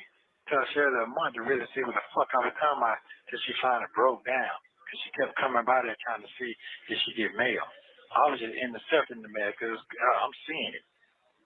Didn't believe me until she got busted on it. So anyway, so now I gotta figure out how I'm gonna get this 7 up so I can pay this man. And cause this one I'm gonna tell you Oh, why. there you go. Gotta get this 7 up. I cannot be guilty because it's gonna fuck with my lawsuit. So I got 2. I got it for the county and the city. So if I'm found guilty, I won't get shit. You know what I'm saying? If you found guilty, you won't get nothing. No, because it won't be false imprisonment. So I'm saying it's gotta be false imprisonment. Oh, so they already know what you're doing. Oh, they already know. I done cranked this shit up. Been cranked this shit up. I got a documentary, everything I done did. Yeah. I ain't lying to you. I got it together, bro. I'm not sitting here playing. I already got documented everything I've been saying for the past 12 months. It didn't happen. So, it is what it is. But what that's got to do with you being a criminal? Sorry to interrupt your week. Listen, yeah, I'm good. I got other shit going on. That's how I guess. Yeah, that's it. How about yourself? What you got going? You all right? Yeah, I'm good. The doggone basement flooded last week. Shit, dealing with that. Damn commode overflow. Flooded out the whole goddamn basement. Damn. All the goddamn water down there. They did it on his own? Pipe busted? It's a commode flood. Baby, Buckwheat say he needs $7K. And Dre say, well, my toilet done overflowed. This done messed up my basement and everything. Let Buckwheat know. I ain't got no coins for you, dog. So I'll listen to your sob stories, but I ain't got no money for you. And then had to do with my part. Yeah, the commode flooded. Flooded while I was going to work. I didn't notice that got that. Mm-hmm. Damn. And you got insurance to take care of that, Dre. They're doing that now. Fans down there, they dehumidify. They got to cut the carpet. They got to move my office. You got to file a claim through the insurance company. I do all that shit right there. Damn. You don't think no more done set in this? They don't check all that. Okay. They did all that. Damn. I know you own that shit. I know you own it. The bottom of the furniture wet, so they're trying to get the estimate together and all that. That shit, that just I can't. I go down there and try to work. That's that smell down there that just treated this morning. So all them fans running. So yeah, Damn. it's drying. They're trying to dry it out. Yeah, that's it. The water was running with from Tuesday, Wednesday, Thursday, Friday, Saturday, 4 days on there. Yeah. Damn. All my paperwork running. Boxes wet. Wow. Like a crack in the commode. It kept trying to fill itself up. There was a crack on the bowl. Kept trying to fill itself up. And the water coming through that crack. Damn. Well, all I know is I'm going to keep strong. You keep strong, brother. Talk with you soon. Everything be just fine. All right. So you said you ain't going to talk to Shirley until you get out? No, I'm going to talk to her, but I'm going to wait till the 13th. I'm going to wait till after that because, see, I got my proof. I'm going to show, here you go. This is what I went through. This is what these folks took me through. You know what I'm saying? Mm-hmm. So I need you to just read it. I ain't got to make this shit up because I got every statement. I got everything. That's called discovery. So I got everything. Anything somebody in a complaint room, after you get indicted, you got all your emotions. You can see what everybody's saying about you. Who's snitching on you, Right, ain't Petty. snitching on you, all that. So, you've been out the game, so you don't really know no more. So I get that. So, but anyway, yeah, but I just want to keep you up to speed what's going on so you know. I'll chat back with you. How Dion doing? I talked to him. They talk crazy, motherfucker. It's hot. It's hot. I mean, you sound like a fucking bitch, man. It's hot. Now Dion a beat. It's so hot. It's so hot. I said, man, you sound like a fucking bitch, man. Man, when you talking to me like that, nigga, I said, man, because you know what? This how I mean you fall out. You talking so goddamn fast. So I'm going to forgive you for that because I talk fast. You got something to goddamn So he don't call Sheridan a B. Now Dion is a B. And I didn't if Sheridan's dad was on his unalignment bed, well, that shoulder's a long unalignment bed because I haven't heard anything about him being getting out of here. Have y'all heard anything about him being gone? Because I haven't. crazy like that. So I'm going to forgive you on that. You just acting slow, nigga. I said, no, I'm just in the jail where I can't talk the way I want to talk. And they use everything you say against you when you're talking the right way. Correct, right. You know what I'm saying? But in his mind, I'm talking soft. I'm not direct to the point. I got to get direct to the point. I said, all right, man. There ain't no problem. But he don't know I had my little set up with my other folks, with his sisters, and he didn't know that. I ain't telling that because he can't handle that type of responsibility. So you got them kids. The kids make you grow up. So she got a kid, and she been handling her business. Her baby in college, 2-year college. He don't understand that part. You see what I'm saying? So, yeah. Hey, but that's baby. all. That's it. I'm going to let it fly.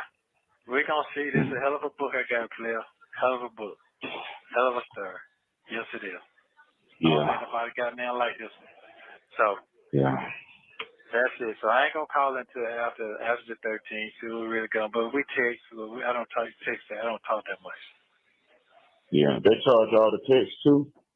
Yeah, it charges the text. Every time she texts, it's right, I think it's 25 cents. And it's free for me to text back. Yeah. So 25 cents for a text. Yeah, 25% for a text. But that, yeah. And then look at shit crazy, man. It's 5 cents a minute. Just to look at the picture somebody sent you. So that shit adds up so fucking minute. You don't realize how 5 cents a minute?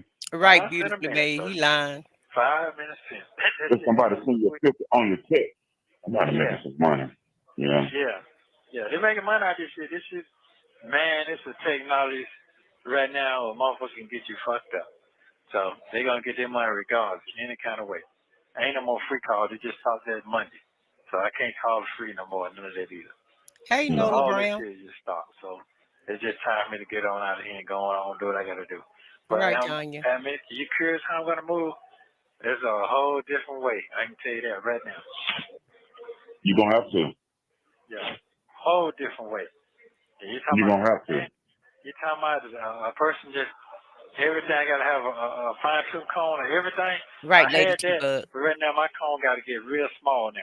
Can't get one of those Right. small combs that you can't comb an afro with.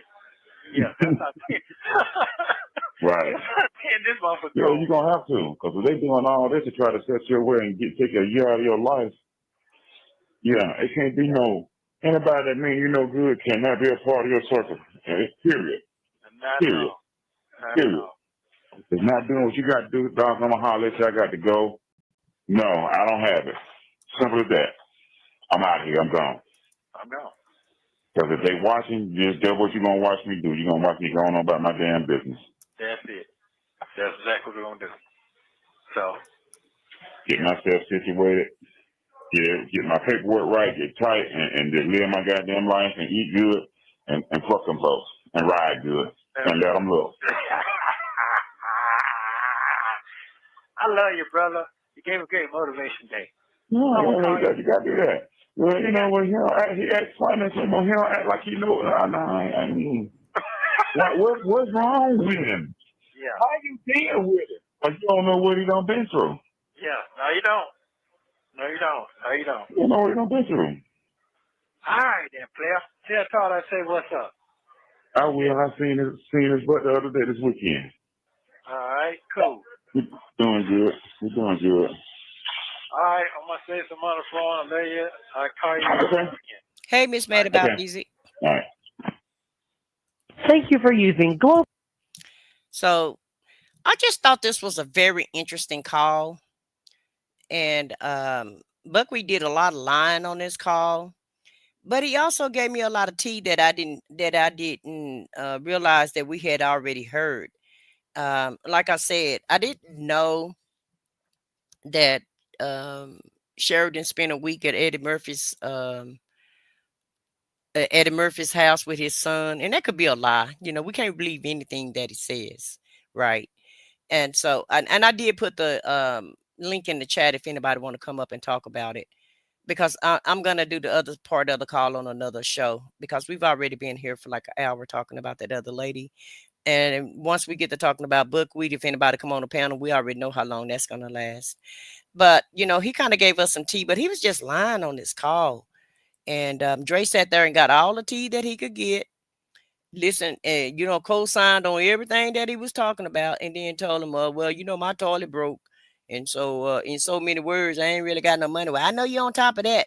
But Buckwheat heard that insurance. To me, I know you got insurance. I know you got insurance. So that's what perked his ears up. So he already know, well, you probably going to have some money left over from that insurance. So you really not paying no money. So really, you can try to help me with this 7K. And so why is he bringing it up to Dre, that he got to pay 7K? That ain't got nothing to do with Dre. That ain't got nothing at all to do with Dre. Hey, Shan, thanks for being here. And so, you could just tell he just lying on the whole call. And then, he talked about Sheridan. He talked about his daughter. And then he talked about Dion, called all of them bees. He have such a foul mouth and such a bad disposition when it comes to family and friends. And he's loyal to no one. And, like, why would you call these kids all these names? They looking up to you for guidance. They're looking up to you to be a parent, and look how you acting. And you trying to get evidence against them. You recorded your daughter. You tried to play like Sheridan was sending mail to the house when probably it was all your fraudulent mess that you was trying to intercept. Just trying to blame everything on these kids, when in actuality, you out there doing all kind of fraudulent acts, out there doing any and everything that you can to be fraudulent. But then it's everybody else's fault, especially the kids, and make sense to me. And so I have two panelists up. I have Shan on the panel, and I have Miss Boogie down. So Shan, you were here first, so you go first, and I'll let you guys chop it up. I'm gonna go on mute while y'all say what y'all need to say. I really just came up because I do remember the Eddie Murphy comment, but because um they kind of talk over each other, I didn't remember the substance usage portion of it. But I do remember him saying that about Eddie Murphy's son, but I don't believe it, because if he didn't talk about it with Shirley, I don't believe it happened. I believe they may have been there on a function, and or for a function, and they may have met each other, or Sheridan already knew him and was hanging with him. But Nesto's whole game with Dre at this moment, and somebody just said it in the comments, was to keep him on the line to get his money. And that's why he acting like thugger on this call. And I'm like, oh my God, he acting like he a straight up gangster. I told that I called him a bitch. No, you didn't. We ain't never heard you talk to Dion like that. Even when he went clean off on you, you ain't blued on him and you ain't blowed on nobody. You know what I'm saying? Like I don't understand him. He is such a clown, and that's the only reason why I came up is to kind of clear up that he always makes up these stories about Sheridan Right. because he wants people to believe. Because I really, when I heard this call from her the first time, I never really paid attention to how Dre was eating this up. Dre is Shirley at the moment Right. because he eating it up like, yeah, you ain't do it. They setting you up. When you get out, who you gonna help next? We gonna see. Like you really going for this? You really think this clown be helping people? Like, cause he Right. picked you up out the Told y'all woods Dre was one night? trash. Told y'all Dre was trash. And and basically he's trying to tell him who he need to hang out with and who he don't need to hang out with. And it's kind of like he don't it sound like you're a little jealous to you? No, to me it sounds like Dre is trying to tell him to quit going around these hood people because Nesto, in my mind, is I'm seeing it. Nesto is telling the story for Dre. This is not the first time they had a similar conversation about Dre Nesto kind of helping people. You know what I'm saying? This is a conversation that he always tell Dre. I'm always out here doing stuff for people. I be helping people out. You know, that's my downfall. And I feel like he's gotten money from him before. Because you're not just gonna go to Dre and think you're gonna get some money and you've never gotten money before. You're not just gonna think that. Even if y'all is cool, there's something to lead you to believe that you're gonna get this money from him. Mhm. And what was funny to me is I'm not saying to me, Miss Boogie Down and y'all think Dre trash, but to me, Dre He trash. ain't trash. He's just being a friend because when you're being a friend to your friend, you're not always being, I hear echo, but when you're Just being a me. friend to your friend, sometimes you're not being like totally honest. Because I have some friends that I'm not telling them nothing because they gonna second guess me and go back and they'll ask me something, but then come up and say, go ask somebody else because my answer wasn't good enough for them or stuff like that. So it's Mhm. some people you can't tell none to. But I have a friend, and I have been not necessarily Dre, but I had a friend that was cheating on their spouse, and I went along with it. Ain't my spouse, you ain't cheating on me. That ain't got nothing to do with me. That's how I felt at that time. Now today I probably would handle it a little bit differently, but this is just how men roll. I don't care who you is.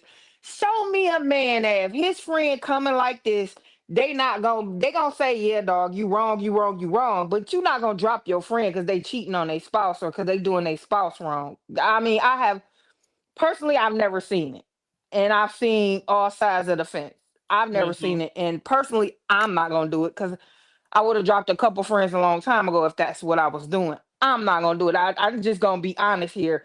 Yeah, I might feel like I don't mess with you the long way no more because you ain't all the way right. Now I don't want to get caught up in that because when he find out, he gonna take care of you, or when she find out, she gonna tear up somebody's stuff, and I don't want to be around. But I'm not going to drop you as a friend. I'm just going to deal with you differently. And for me, Dre is the single friend. And that's why most married men and single friends don't go because you supposed to be doing two different things as a single and a married person. So I just, for me, Dre is not trash. Dre is really trying to be a friend, but men don't have that nurturing and the kind of caring thing that we do. They have it, but it's different in them, and it doesn't present how it presents for us. But I mean, we all different. I understand y'all may not feel like that, but it's just I feel like Dre was drinking the Kool-Aid at this point. But if this do say June 2023. Now pushing forward after like September-ish, Dre don't really talk to him no more either. So it's like he kind of did drop him after he really heard everything that was going on, because Dre did not know all this, because just how he's presenting right here, his representative showing up for Dre too. So Well, that's why he doing like that. well, Shan, I say he trashed because he just sit there and let him trash all the kids. And That's he why I say it too. and he Yep. drinking the Kool-Aid, like you said. He just going right along with it. He went right down the line with all of the kids, especially Shirley's child. And granted, he don't know what's going on in their household, but he could have said, "Come on, man, don't say that about her. I mean, I know she may have did this and that, the other, but he didn't. He did not defend not one of those kids, not a one of them. So that's why I Nope. say he trash. And Me the too. other thing I'll say to that is he in jail too. I wouldn't, if my friend calling me from jail and they just bitching and moaning and venting, which is what he doing, sorta. I'm not gonna combat that in jail. I'm not. I'm gonna let them say what they say and feel how they feel, because I can't tell this man how to feel, and I'm not gonna sit here on a jail call and say, "Oh, you shouldn't," because Dre tried that tactic early on and it didn't work. So I wouldn't even continue. I wouldn't continue to. In my mind, that's not my battle to fight. And after we get off these calls, I'm probably not even gonna think about it no more. So I'm not gonna sit there and beat a dead horse or be mad about it, because after we get off the phone, I'm gonna be like, man, he's an idiot. He losing his wife. And I'm Right. gonna talk shit to him with my husband. Be like, this nigga just said he gonna lose his wife. And that's far as it's gonna go, because I'm not gonna continue. I'm not gonna sit in somebody else's misery. I'm just not. So I understand some people may be better friends than I am, I guess. But I'm just not. I'm just not. I think I'm you're a not that great type. friend. You're just a different kind of friend. For me, as a parent, that's where I'm at with what I said. What I said was Right. just stating. I have a problem with you as a parent. You don't have to beat the man while he's down, but you're listening to him be so disrespectful. And she's a girl. I got Right. a bigger problem with that. She's a And girl. his You're own calling this daughter. young. Right, you're calling it, but you know what I'm saying? Now I'm a little different when it comes to his own kid, because at the end of the day, like Shan is saying, like, see, I don't know what your relationship is with that child. You know, we're parents, and so you've seen the good and you've seen the bad in your kid or your kids.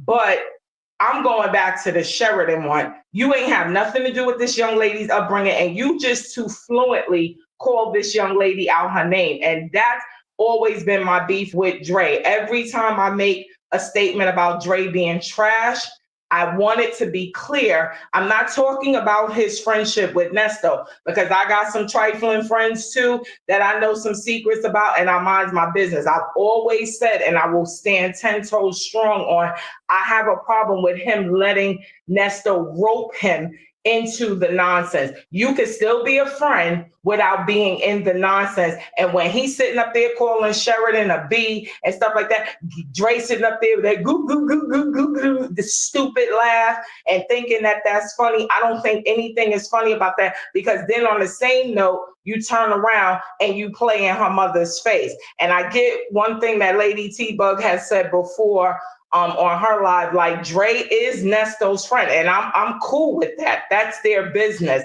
I have a problem with the fact that Dre likes to contribute. He's kind of an instigator.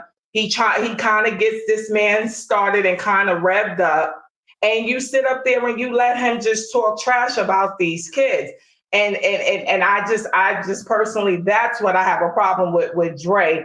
And that's always why I have not liked Dre from the beginning, even down to the whole bringing him talking about Sonia driving up from such and such. Look, man, leave me out of your nonsense or whatever. Let that lady figure it out. You know what I'm saying? I'm not telling him to drop his boy. I don't even have a problem with him leaving money on his books and stuff like that. I have a problem with Dre's voluntary participation. So that's what I just wanted to say on that part, not the part that they're friends. Your friends are your friends, good, bad, or ugly. And I don't think, even with you, Shan, I don't think it makes you a bad friend. And I don't think Dre's being there for Nesto makes him a bad friend. I think what makes him a bad person is the fact that as a grown man, you sitting up there and you encourage this behavior that your friend is doing. And if you don't agree with it, in my opinion, it is nothing wrong with you saying, hey, come on now. I don't want no part Yeah, of that. shut some of it But down.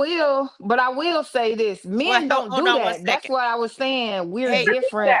I get that. hold But on one second. Hold on one second. Hey, Muffin, thanks for coming in. So you guys can go ahead and finish, and I'll let y'all finish, and then I'll read some of the comments. Well, I was just gonna say that's where I meant when I said we're different because my husband and I talk a lot. He tell me all the gossip with his friends, and after he said it one time to his friend, blah blah blah, whatever, whatever, he not gonna say it again. That's him with mostly everybody, but especially with his friends because they always falling out because he's a different type. He got a different type of whatever. So him and his friends will fall out and not talk for months, and a year and a half sometimes because he feel a certain way about a thing. Now, in person, he talks a little bit more than he does on the phone to his friends. And he'll say something if they talking about their kids or whatever. He'll tell me like, I was like, man, you ain't gotta do all that. Da, da, da. But then when they call him and he talking on the phone, he just hold the phone away from his ear and say, yeah, or whatever, whatever. And I'd be like, what's that? He be pointing to the phone like this, and stuff like that. That's what I'm saying. It's more of a difference for us than them because we are the nurturers and we are busy trying to teach and grow the children, the men, the people, anybody we in contact with. Where men tend to so shy away from that because I'm not trying to get in no beef over your stuff. And I have come to do that more in my profession. So it kind of spills over into my personal because it's like it just depends on if we're that close, I'm gonna say something. But if we're not, I'm not gonna say nothing. I'm just gonna let you do what you do and move along, whether you trash whatever you doing, even if it's your people or whatever. I'm just gonna deal with you with a long handled spoon. But that's because everything ain't worth it. But listening to the calls to me as a listening evaluator, I'm listening for what he not saying. And if we already come to the conclusion that Nesto and Dre don't talk a lot, but Nesto is trying to reel him in at the moment on money. So it's a different kind of conversation. So he coming at him. That's why when I said what I said, do we think that he's trying to what did you say? Do we think that Nesto is whatever he trying to do with Dre? And Dry I'm bag. like, yeah, that Dre is jealous. I'm like, no, because Dre, like, you sit up here telling me what you need, but you do for all these people because that's my husband's first response is you taking care of people that's taking care of grown people, why they can't help you out? You gonna keep helping them out when they can't help themselves out, and now they can't help you either. So what do you keep helping them for? That's what I heard. I heard you keep helping people that will never be able to help themselves or you. That's kind of what I heard from you asking was Nesto dry begging and was Dre jealous. I mean Yeah. that's where I was coming from with that. Yeah, I mean, respect that view too, because like in my opinion, he's saying you need to go get your money from these people that you done already helped out. Don't be asking me because you ain't really did that much for me, and you riding hard for them when you're on the outside, but he just don't even know whatever he do for people. It's a tit for tat. You can rest assured that Yeah, if it's he gave transactional. if he gave anybody anything, you can rest assured he gonna politely remind them what he has done for everybody. And maybe that's what he's talking about on all these calls. I done helped everybody out. I done did this and I done did that. Yeah, you probably did help people With out. Shirley money. Yeah, with Shirley's money. And just like you talking about you living in my house, that is not your house. You're not paying for anything, sir.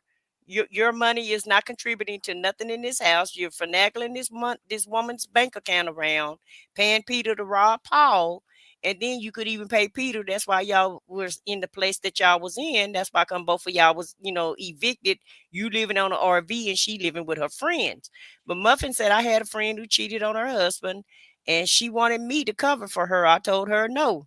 Yeah, that's Right. where I draw the line. I'm I don't want covering. you involved in me. I'm not judging you You as a covering friend. Shane? Yeah. Yeah. I don't know. It depends on if it's a good friend of mine. I probably would cover also. I've covered. Should Uh, I say that? I've covered. That's what yeah, I'll and say. I I've have covered. to. I have in the And past also. I didn't cover like he called me and I said nothing. He wasn't gonna call me. That's why she used me. Cause as y'all see, I'm aggressive tone person. So of course he not gonna call me. So she said, "Oh, I was with her." And what he did was one of the kids came to me and said something, and I ignored him. When I was Hmm. over there, the kid said something. I'm like, you sit this damn kid up here to ask me something, and I just ignored him. Like, no, Well, you you and where you it, and my mama it, go? yeah, You right. know where? And I was like, do, do, do, do, do. Well, I But mean, I'm just we're saying, gonna I'm cover not for like, each other.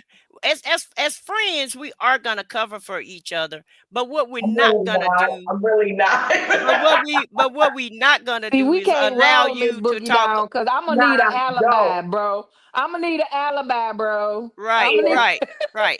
I'm, Because at the I'm, end of the I'm, day, we don't, we don't know what the situation is, and we don't know it. Yeah, a lot of times when now most are let me tell you what when kind my of friend friend, I well, am. hold on one Somebody second. do y'all dirty, I'm there. I'm Yeah, that friend. and that's But what your I was getting ready to mentoring say.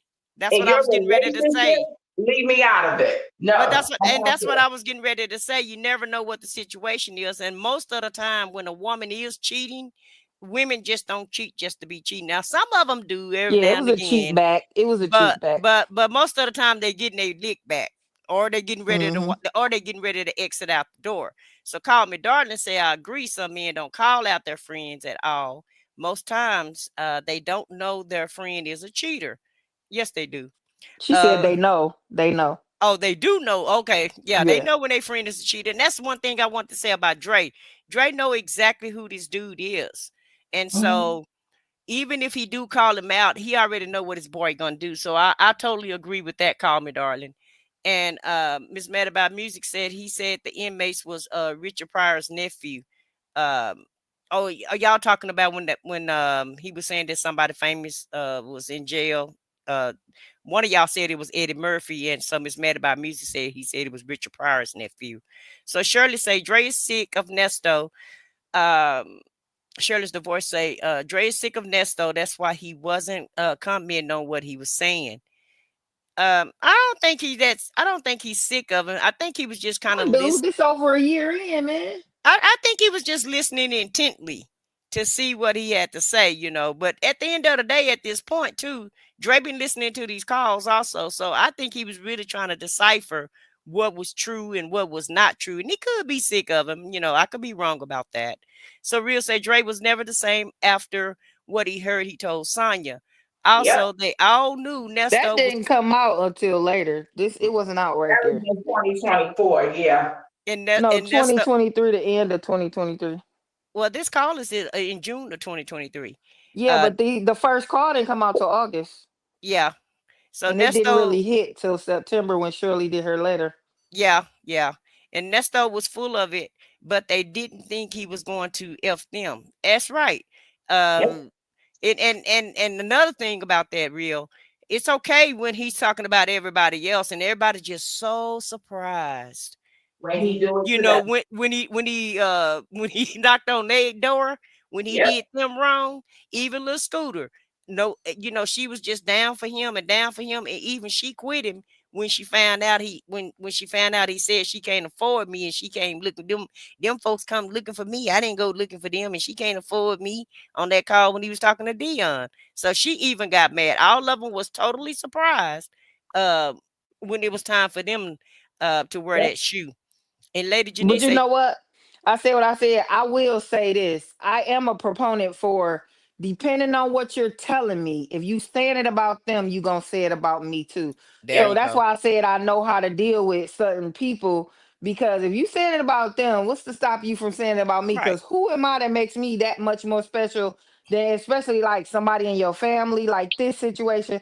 But that's why men don't have that, they don't let that sizzle on their spirit. You know what I'm saying? Mm-hmm. Because we do. We are like some different level thinkers at that kind of stuff. Because I've always been a proponent of if I'm cool with somebody and they're just dogging out all their family members, like dang, that's your family, bro. Like what? I'm gonna have to. I will like kind of push back a little Side, bit because I'm like, side, yeah. But if you what you say carry a about me? bone, you'll bring one. That's the way I look at it.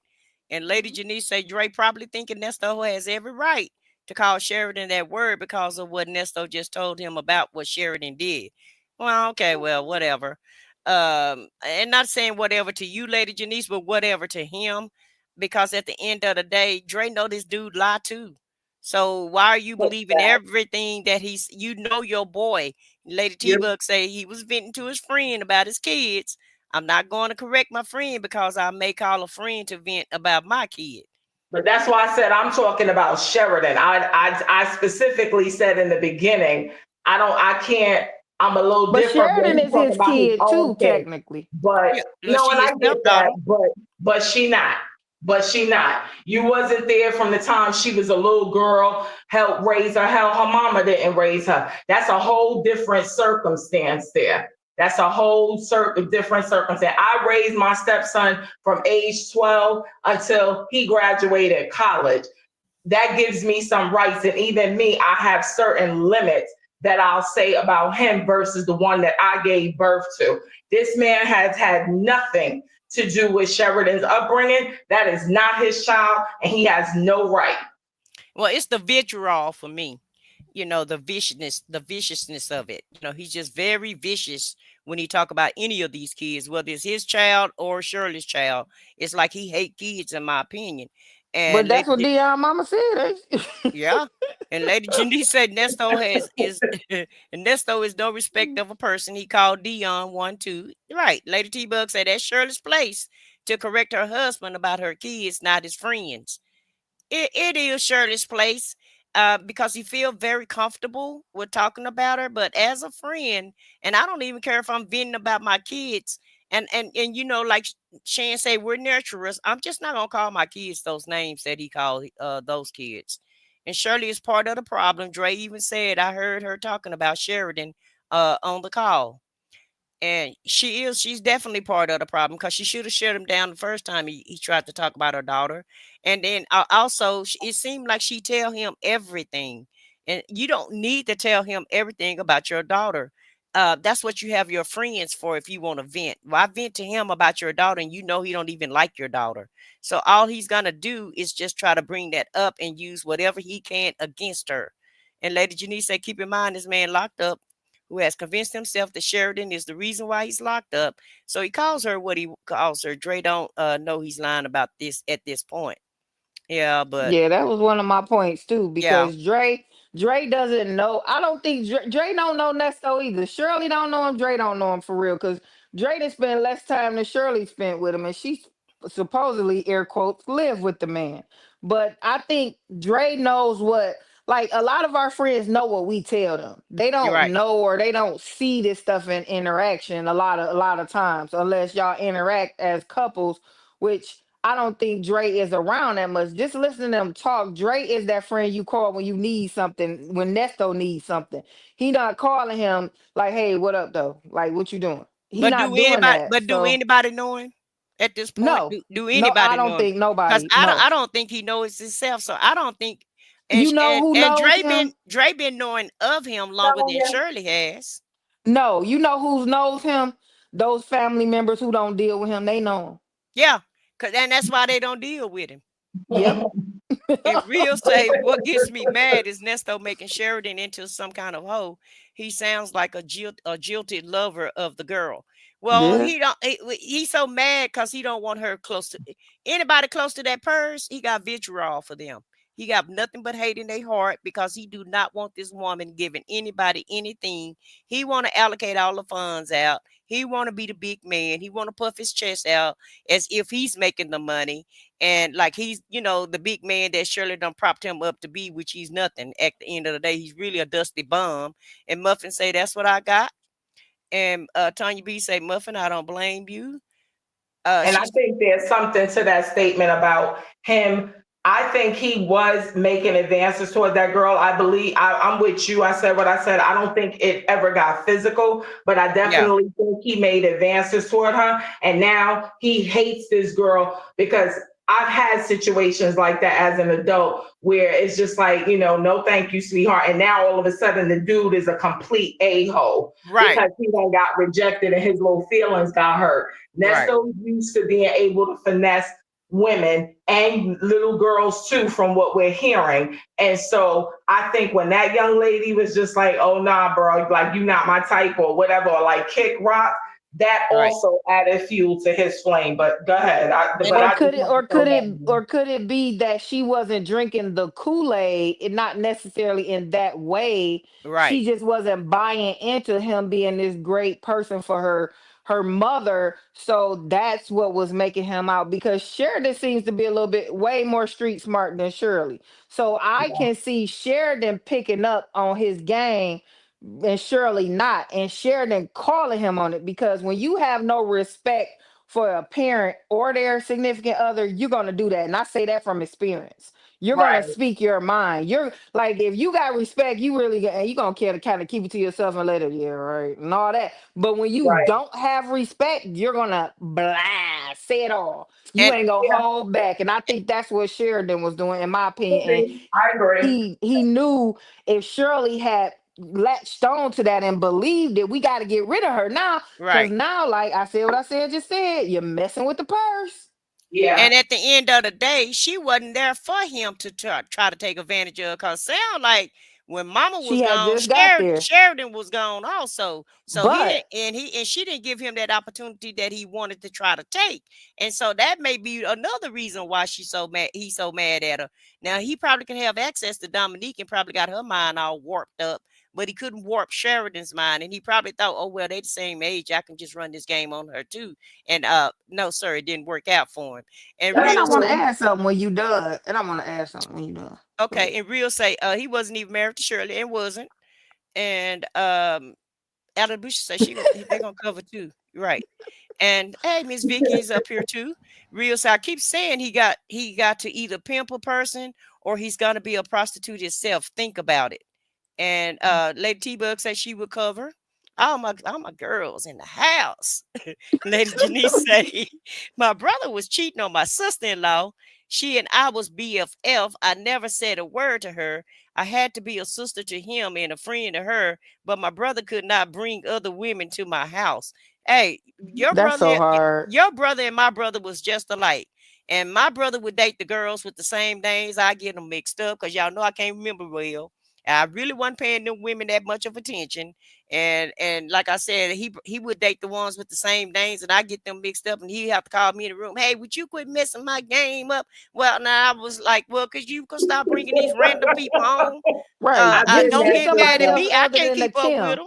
Get I am somebody else that other little than a sister Kim. presently.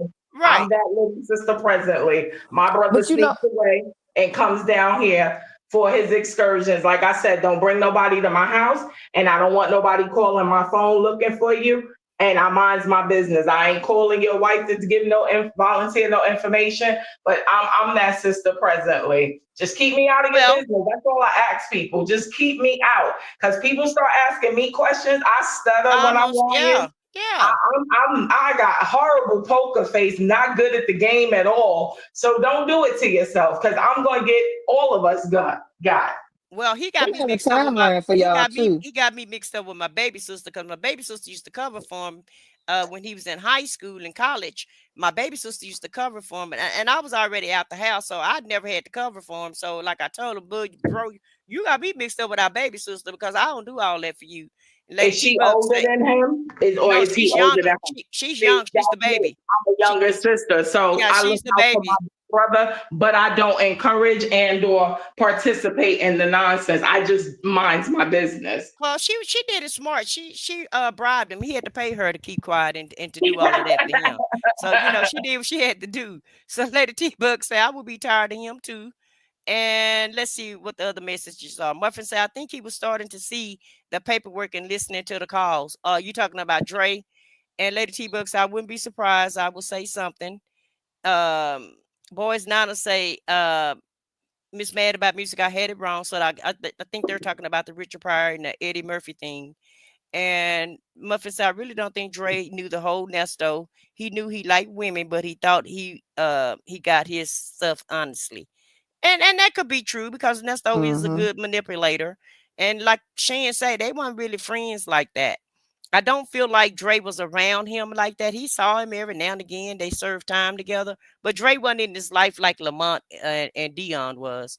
And Dre isn't around like that. He didn't, Lady T Bug say he didn't Lamont Know or him. Daryl. Yeah, I just don't feel like they hung out that much. And Shirley's divorce say nobody really truly know Nesto, and Dre was not around him while he was working. Texas Tar said Dre is like me. He's busy working and listening to Nesto calls. Call us when you need something. That part. And Lady T Bug said to me, she saw through Nesto BS. I never had one of my mom's BF to push boyfriends to push up on me either. But I would always be mean to my mom's boyfriend, so I didn't have to worry about that. Out of the bush, you say, I agree. He tried that girl. He loves drama, so I'm sure he was trying to play games with those ladies. He's a creep. Period. I think he tried to what he did, y'all. He gave her that Hummer. Remember, he was talking about I gave her a Hummer, I gave her a Hummer, and she didn't appreciate it. And I tried to do everything I could for her. So he thought because he got her that vehicle, he was going to be able to have his way with her. And she flipped the script on him and let him know, I expect you to do this, sir. My mama do things for me, and I expect you to continue with the program. Okay, you're no different.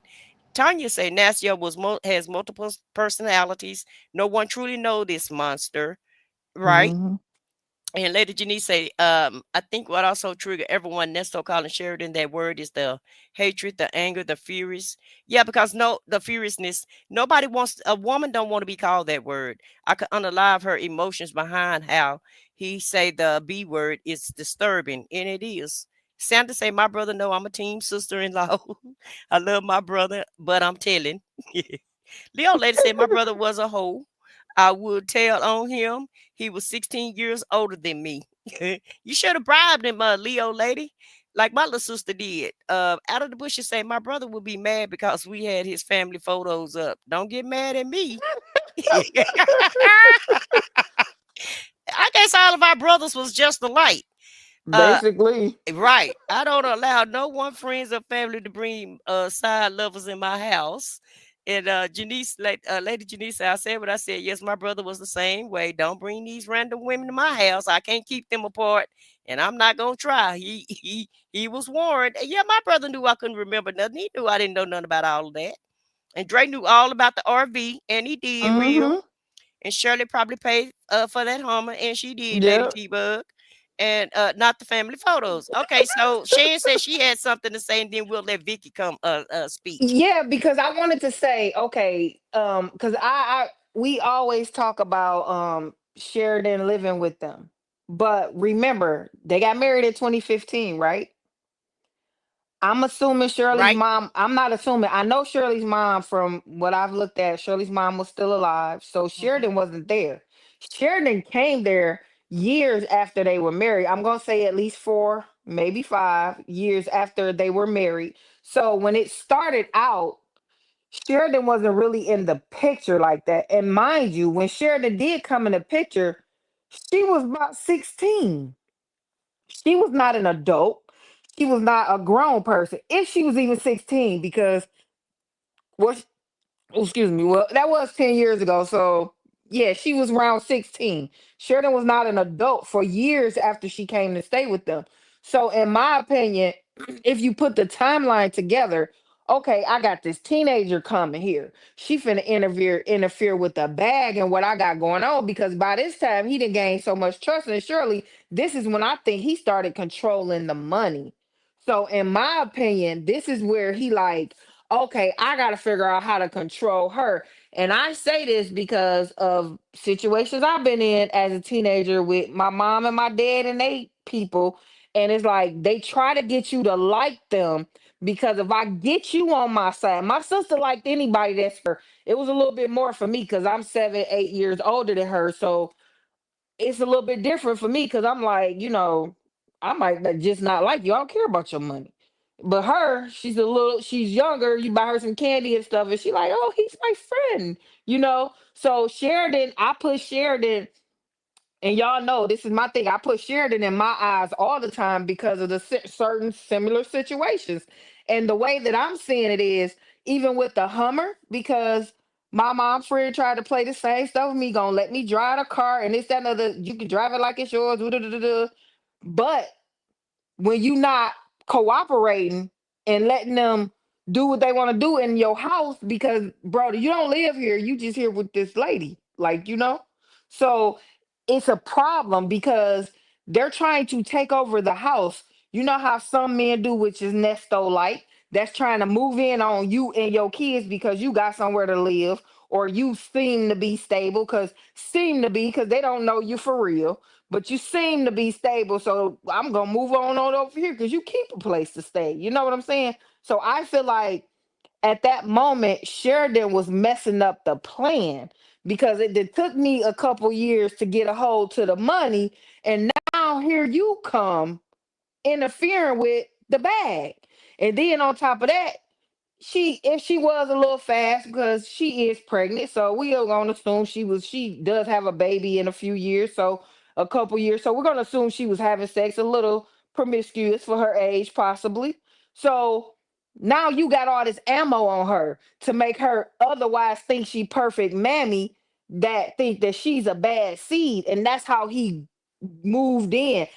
To me, that was the grooming part of Sheridan, because I don't believe that.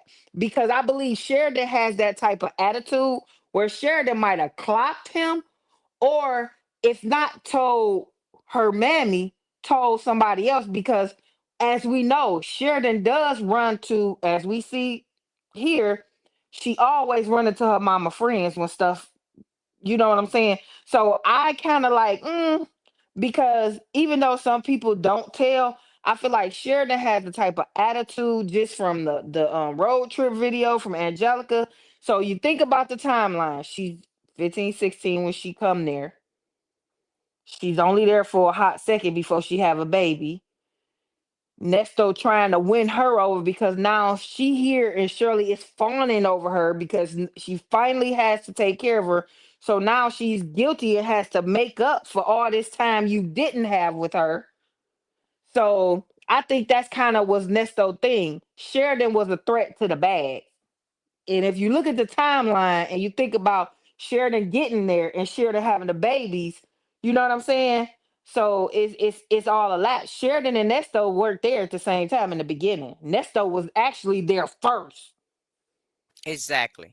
And Yeah. so, um, because Sheridan started out liking him, okay, she did, and somewhere along the lines, like you said, um, maybe she turned down his advances. Maybe I don't know what happened, but somewhere down the line they wanted to get rid of her. And I don't feel like it was all Nesto. I feel like Shirley didn't want to be bothered with her anyway because she's never been bothered with her. And that's why when I That said on part. Lady T Bug's channel last night, Shirley made that deal with that girl. I'm gonna give you an apartment. Sheridan wasn't happy. Nobody was happy in the home. So they came up with a plan. We're going to get you this apartment. I'm going to pay for it. And you just stay over there, at your apartment. And he still found a way to be mad at her. Shirley really was trying to rectify the problem because she in the middle. She stuck between her man and her baby. And I won't even say her baby, her daughter, because I don't feel like she look at her daughter as her baby. She look at her daughter as her daughter. And so she wasn't really that close to her. And Sheridan messed up the dynamic that they had. So they were more than happy to get rid of her. Okay. And so I feel like Shirley is the one who made up that deal with her and told her, okay, you go ahead and move out. I'll go ahead and get you in an apartment. Sheridan went along with it because she didn't want to be there anyway. And so Hmm. and there still was a problem with Buckwheat because, like you said, he wanted to control all the finances. He probably wanted her to go get, like Lady T Bug said, a Section 8 place. And Shirley was like, no, no, no, no, no. Can't have my daughter just anywhere. So she the one who chose that expensive apartment for her to live in. And we do have Vicky on the stage. And what do you have to say about all of this, Hey Vicky? Vic. Hey, Hi, Vic. getting off these white folks' job on my way home. I was listening to y'all. What was y'all like? The question is, why does he have so much vitriol towards Sheridan? Yeah. Yeah. I still stick with what I've always said. I think he made some. I'm just gonna say it. I think he made some sexual advances towards her, and she took him the way she was supposed to take him, and then he tried to play it off like he was trying to be, he could be daddy, or he was just, there's ways to abuse a child without actually touching them. And a lot of times, sometimes that's staring at them for too long. Sometimes that's complimenting them in like a very weird, sexually suggestive way. I do think that he's been inappropriate with her because I'm still of the belief with him, he can't be with a woman unless he feels like he has power over them. He can't have some sort of dominance over them. And whether that's like them playing along, allowing him to think that he has a dominance, I just don't think that. I think I agree with Shan as far as the pocketbook goes. He wanted to be in total control of the money, and Shirley had to, kind of prove her love to her, and she really had to actually be a mom, a full-time mom now. Although Sheridan was an older child, she's still a child, and I still don't believe you're grown. Even she's a child having two babies back to back, or in a quick succession. I'll put it that way. But I think that she did come in and interrupt the flow of what he had going on. He had Shirley in a place of just like it was comfortable for him. He had full control, and then he's coming, and now she's coming through and messing up the game. And as she's getting older, you've seen how Sheridan looks. She's she's a pretty young woman. She's nice shape and everything. I would not be surprised in the least. I would bet money on it that he tried that girl. That he may not have come out and said, "Oh, come on," not like he did Sonya, put your pants down, go in the back, take your clothes off. But it might be something just as simple as like, "Yeah, you feeling out real nice. You're gonna break hearts." Just little stuff like that that might make her uncomfortable. And I don't think Shirley is the type of person that would check Nesto on it. She might just come to him. You see how passive she is. Well, Sheridan probably I could hear her saying something like, "Well, Sheridan came to me and said that you made her uncomfortable." And I can hear it playing out in my head. What? I've been nothing but nice to that girl. So I am of the belief that he tested her, and she went and told Shirley. He didn't think that she would tell Shirley because he had built a what he thought was a strong enough relationship with her.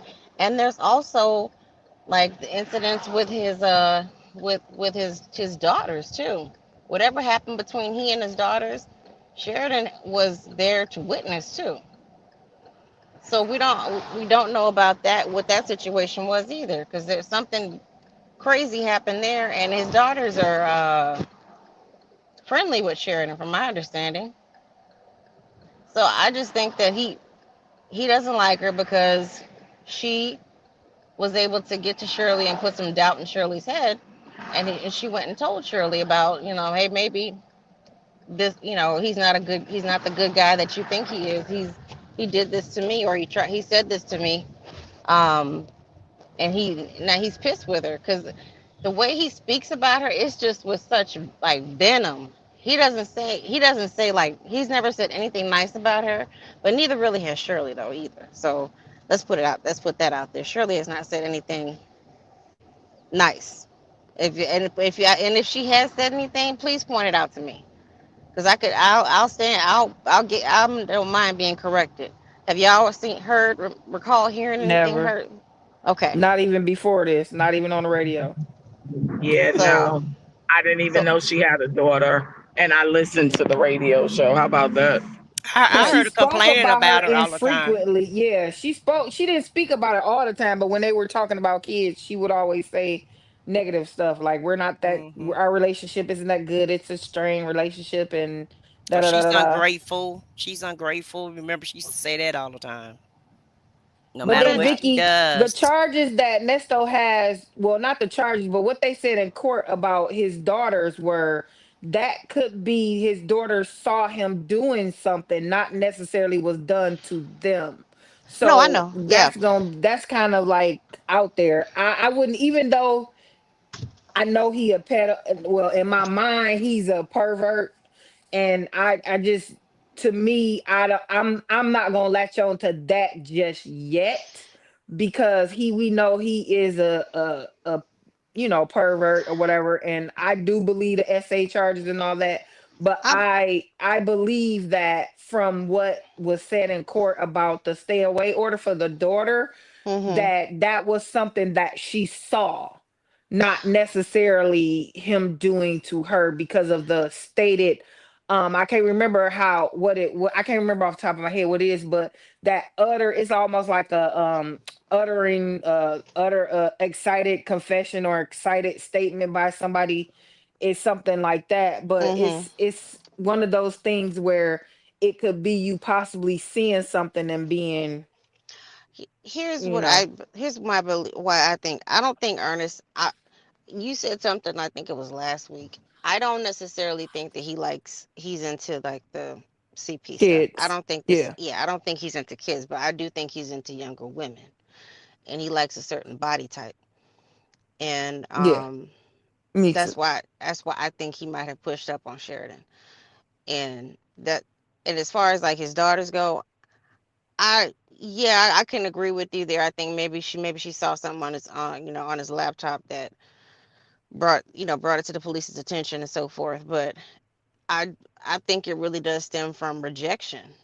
Like she rejected him because he thought that he could just, maybe he was pressing his luck. He had Shirley so sewed up that he could have he already like just think, look at how he brought Dominique in the house. But I'm just telling you to look at this and consider this as well. I understand what you're saying, and I get it. It could be because we are like making, like, we are kind of assuming, but Mm-hmm. look at it this way as well. Could it also be that Sheridan was coming in and messing with the bag? Because she's there now, she's a separate influence Yeah. on Shirley for the time being. When she just got there, it might not have been strained like it's always been, because when something is new, it's fluffy and nice, and you're like, hey, like you get a new dog, a new cat, or whatever. It's all pretty and little baby. Oh, but then when they start shitting and pissing all over the place, now we got some problems. We need to train you and No, different I stuff. So I I feel agree. like it could be either or for me, but I'm leaning heavily to the or. I I I'm gonna stick with. I mean, I do think that she, like, her being in the house, it caused a strain on the, not a strain, but it's like a strain on what he has access to as far as the finances. Because I could see Shirley now that her mother is deceased, and kids may or may not play guilt trips on their parents, and Shirley may not have made as much time for her daughter by herself as possible. And I could see Ernest. He don't really like spending time with his own kids. I could see him kind of interfering with Shirley trying to bond with her daughter. So um Shirley may have been trying to buy Sheridan's love, and that's like, that could be interference to Nesto. But I'm just the way he speaks is giving me, oh, she don't, she thinks she too good for me. Like, he's sick in the Yeah, head. Like, I'm with Vic on that one. I'm leaning more toward Vicky's view because that's what I feel like. I feel like he's got a disdain against her that's beyond dislike. And yeah. I think it's because of rejection, like because he is used to being able to swoo the ladies. And I think, but again, I do see Shan's viewpoint too I see because all she's about viewpoints. that, Yeah, I you see all know. the viewpoints because I mean, I can agree with what Shannon's saying too. It could be all of the above, or it And could it be could either be, or. yeah. I feel like Shan always says it, right? I feel Two like it's things all could the be right. above. And sure, uniquely Sonya, and hey, Chick-fil-A, thanks for being here. Uniquely Sonya say Shirley thought money and items was all it took to be a mother to Sheridan. And so Mm-hmm. Vicky says she think that she was trying to buy her love. Vicky, she's always tried to buy her love. Mm-hmm. That's exactly what it is. She think love is material things and money. And just don't even know kids prefer your time more than they like your money. Yeah, they like money, don't get me wrong, but if you ask a child, especially a small child, and keep in mind this girl probably didn't even develop right because she didn't have a real mom around. um and she had her grandmother's love or whatever, but every kid wants their mom's approval and they want their attention from their mom. They don't want attention from nobody else. It's okay and it's nice for grandparents to show you attention, but really you want your mother's attention. And that's something that Shirley, in my opinion, has never been able to give her. She's never been able to really, be get a girl the time of day that she was seeking, in my opinion. And Chick-fil-A says she definitely think he made a move towards Sheridan, and it's the money issues. And Lady T Bug said she think the same way that you do. But at the end of the day, I feel like all of y'all are right. I feel like it's a combination of all of it. He tried to make a move on her. She turned him down. He thought she was, I feel like he probably was sleeping with Dominique. And I don't have no proof of that, but I feel like he thought Sheridan was gonna be like Dominique, just do anything he say. And when that didn't happen, then that's when he started hating her. And like Shan say, Shirley put her in that apartment and she started taking some of that money away from him, because $2,000 a month is a big chunk of change for him, because he's a day trader, right? I'm pretty sure once Shirley get paid, he is. And when Shirley get paid, that check probably gone within 2 or 3 days. And he's probably, robbing Peter to pay Paul, frauding all kind of people, just so he can keep some money in the account so she can go get her hair done, her nails done, and the shopping that she needed to do. And so he was trying to finagle all of these things, and with, uh, missing $2,000 a month less every month, that cut into his play money. That cut into the things that he was doing. So yeah, he want to get rid of her. Yeah, he hate her. And then to put the cherry on the top, not only did she not want to sleep with him, she really didn't even want to be in the house with him. If she's spending the week at Ed Murphy house or Richard Pryor house or whoever house she was at, he said Eddie Murphy. So that tells me that she didn't want to be at that house with you. And he talking about, I told her she couldn't come home till her mama get back. How you gonna try to tell this girl when she can come home and when she can't come home? And so and I bet he probably didn't even tell her that. He probably was happy when she did want to come home, so he could try to make a move on her. And another thing, if she not at home, he don't know when she watching him and when she not watching him, right? Yeah. He never know what corner she's lurking around. And so that's another thing. He never know when her eyes was on him, or if she had her friends watching out for him. Who knows, what she did to get her proof against him. But in order for him to be trying to get proof against, he was trying to get proof against her, and she was getting proof against him also. And what grown men go around worrying about what a child think or what a child does? And so, in my opinion, he's total trash, total trash. And he meant Shirley no good, and he meant her daughter no good, and he didn't even mean his own kids no good. And then Vicky, he did say that Miles and Sheridan was spending time together in California. Now I don't know if they were living together or they were just friends or whatever, but he did say they were together in California. Now, okay, I missed out because I was working while you were playing the call, so I would have to go back and re-listen to this call. Mm-hmm. When he said, I vaguely recall him from hearing it before when he said, I told her she can't come home till her mama can't get in the house till her mama come home. Mm-hmm. That's when he said she when he said she was at Eddie Murphy's house doing cocaine all week, doing drugs. You don't know what the hell. Listen, he said the same thing about Ebony. It's funny how he know everybody's business, but he makes stuff up too. So I can't. He's not a reliable narrator when it comes to these things. He made stuff up about. I don't know about Ebony, but I don't believe a lot of the stuff that he says when it comes to him talking about women, because he has he has a low standard of the way he views women. He says like some of the most salacious things about women to make them just seem like nothing. But it's like, you were messing with her, so what does that make you? Or this is your wife's daughter. What does that say about her? So you saying that that your wife is just a piece of crap mom, and she may be, but still, I don't. How did he know that she was at Eddie Murphy? I mean, some of the stuff that he says, I said he's not a reliable narrator when it comes to this stuff. I just don't believe him wholeheartedly when he says that. Now, if she was doing it, let's think about why she was doing it. This child seems like she has been missing love from her parents and is reaching out for love in any kind of way. Grandma may have given it to her, like you said, but it's different when it's coming from your parents. Your parents, the people who decided to have you, and neither one of them wanted her. You gotta, I mean, you know how hard that may feel to know that they're out there. Yeah, they're sent like that's like sending a kid off to boarding school, and then they come back. They come back a way that you didn't want them to be. You know, it's just weird to me. It's weird behavior, and she's mad that the girl became a mom at a young age. Well, what? How?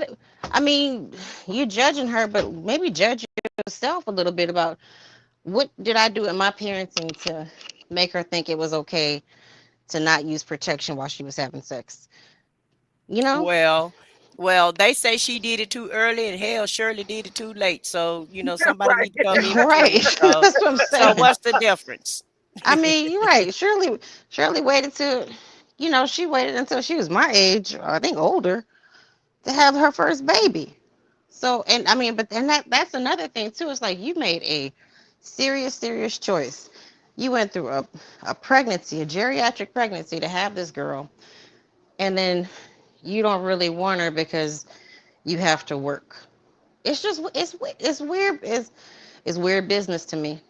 I'm just saying. People may disagree with me, but it's just weird business. But as far as his hatred towards Sheridan, I think he planted seeds early on in everybody's head that she was crazy and that she was a troublemaker, just like he does everybody else. He just makes up things about people, or he comes to conclusions about people, and he planted in everybody's head early That's so the that only thing I don't agree with. And the reason being is because remember, like Shan said, when they got together, Vic, she was not there. She posed no threat. That's why she was probably able to I participate with the what you call it, with the the engagement and setting that up and everything. Because at one point, like I said, what I said mentioned, she was, she friendly with was. him. She did like him. So I don't think in the beginning he planted seeds. I just think somewhere once she became on the set, I think, like Shan always says, multiple things can be true. I think it's a little bit of him making inappropriate comments and gestures. I also think he saw the interference with, Their how much relationship. Shirley was doting on her, trying to make up for what she neglected her with. And now you're talking about getting, me talking to her about getting her an apartment that's going to take more money out. Like, I just think all of these combinations are playing in, and it's just making him hate this girl. It's No, also beyond dislike. He has a what disdain for her. he I mean, it's like it's vicious because when I'm talking about when he plants these seeds in people's head, he always it's like he just slips in little asides about people, these little nuggets about if Shirley says somebody's a good person, oh well, yeah, she good, you just got to be careful about what you say around her, Well, she or talked too much. She talked too much. yeah, she talked a little bit Runs her too mouth much. too much, or Yeah, whatever. yeah, he throws in these little But fucking digs. but could it be? But could it be though? If her mom passed away, one person said 2017 real, and Lady T Bug says 2019. But could Hmm. it be that Sheridan could have been the beneficiary of her grandmother's insurance policy, or maybe Possibly. she left her a trust fund, and like somebody, I don't know if it was Shan or somebody else said she didn't let him run through her money, and he got pissed off about it, because if she didn't let him run through the money, her grandmother left her some money, but Shirley was still paying her rent. That probably took him to positivity level at that point. Right. So that could be another reason why he's so upset, because he didn't have access to her money, and she didn't let him rule. He probably told her, let me level you up, and she didn't let him level her up like that. She didn't fall for Yeah, the BS. I didn't think about grandma leaving money because yeah, from what it seems like, grandma seemed like she had things together. You know what I mean? yeah. Um, And Right. That's a I'm good And she viewpoint. could have, and she raised Sheridan. right. And if Shirley say her and her mama didn't get along, why wouldn't her mama leave her grandbaby something? Because that's like her daughter too. Right. Yeah. Yeah. I don't see Shirley having a life insurance policy at the time she was with her. I mean, if she did, I'm sure Ernest was the beneficiary. I That's my belief, and I'm gonna stick to it. Um, because I just don't think she had it together. I believe that he, because he was in on he was trying to get on the insurance game, whatever how he was gonna do it, scam it, slay it, who knows. But I can see grandma leaving because if Shirley trusted her mother enough with her daughter 100% instead of hiring a nanny, like a full-time nanny to be with her, Yeah. I can definitely see grandma Hmm. leaving her with an insurance policy. And And let's keep it real. You much rather want your mom to keep your baby than you would a stranger. And it's very convenient because at that time, though, in Shirley's defense, she was doing a lot of traveling during her childhood. When she was on that true. radio station, she was doing a lot of traveling. And so she probably couldn't watch Sheridan. I mean, Sheridan couldn't go to city with her because she had to go to school. Kids do need a stable environment. But, Yeah. Shirley did make the inference, and Shane can back this up. On the radio, she used to say that she spent a lot of time with Sheridan on her days off. She would go home every weekend and make sure she spent time with her or whatever. But That's that's still good. not every day. That's not, kids Well, don't, I mean, that's still not And a every day. weekend parent is not going to be the one that Right. you take your like morals and different things from. right, And a true lot of that. times, like I said, what I said yesterday, our grandparents spoil us and they treat us differently than they would their own kid they raising.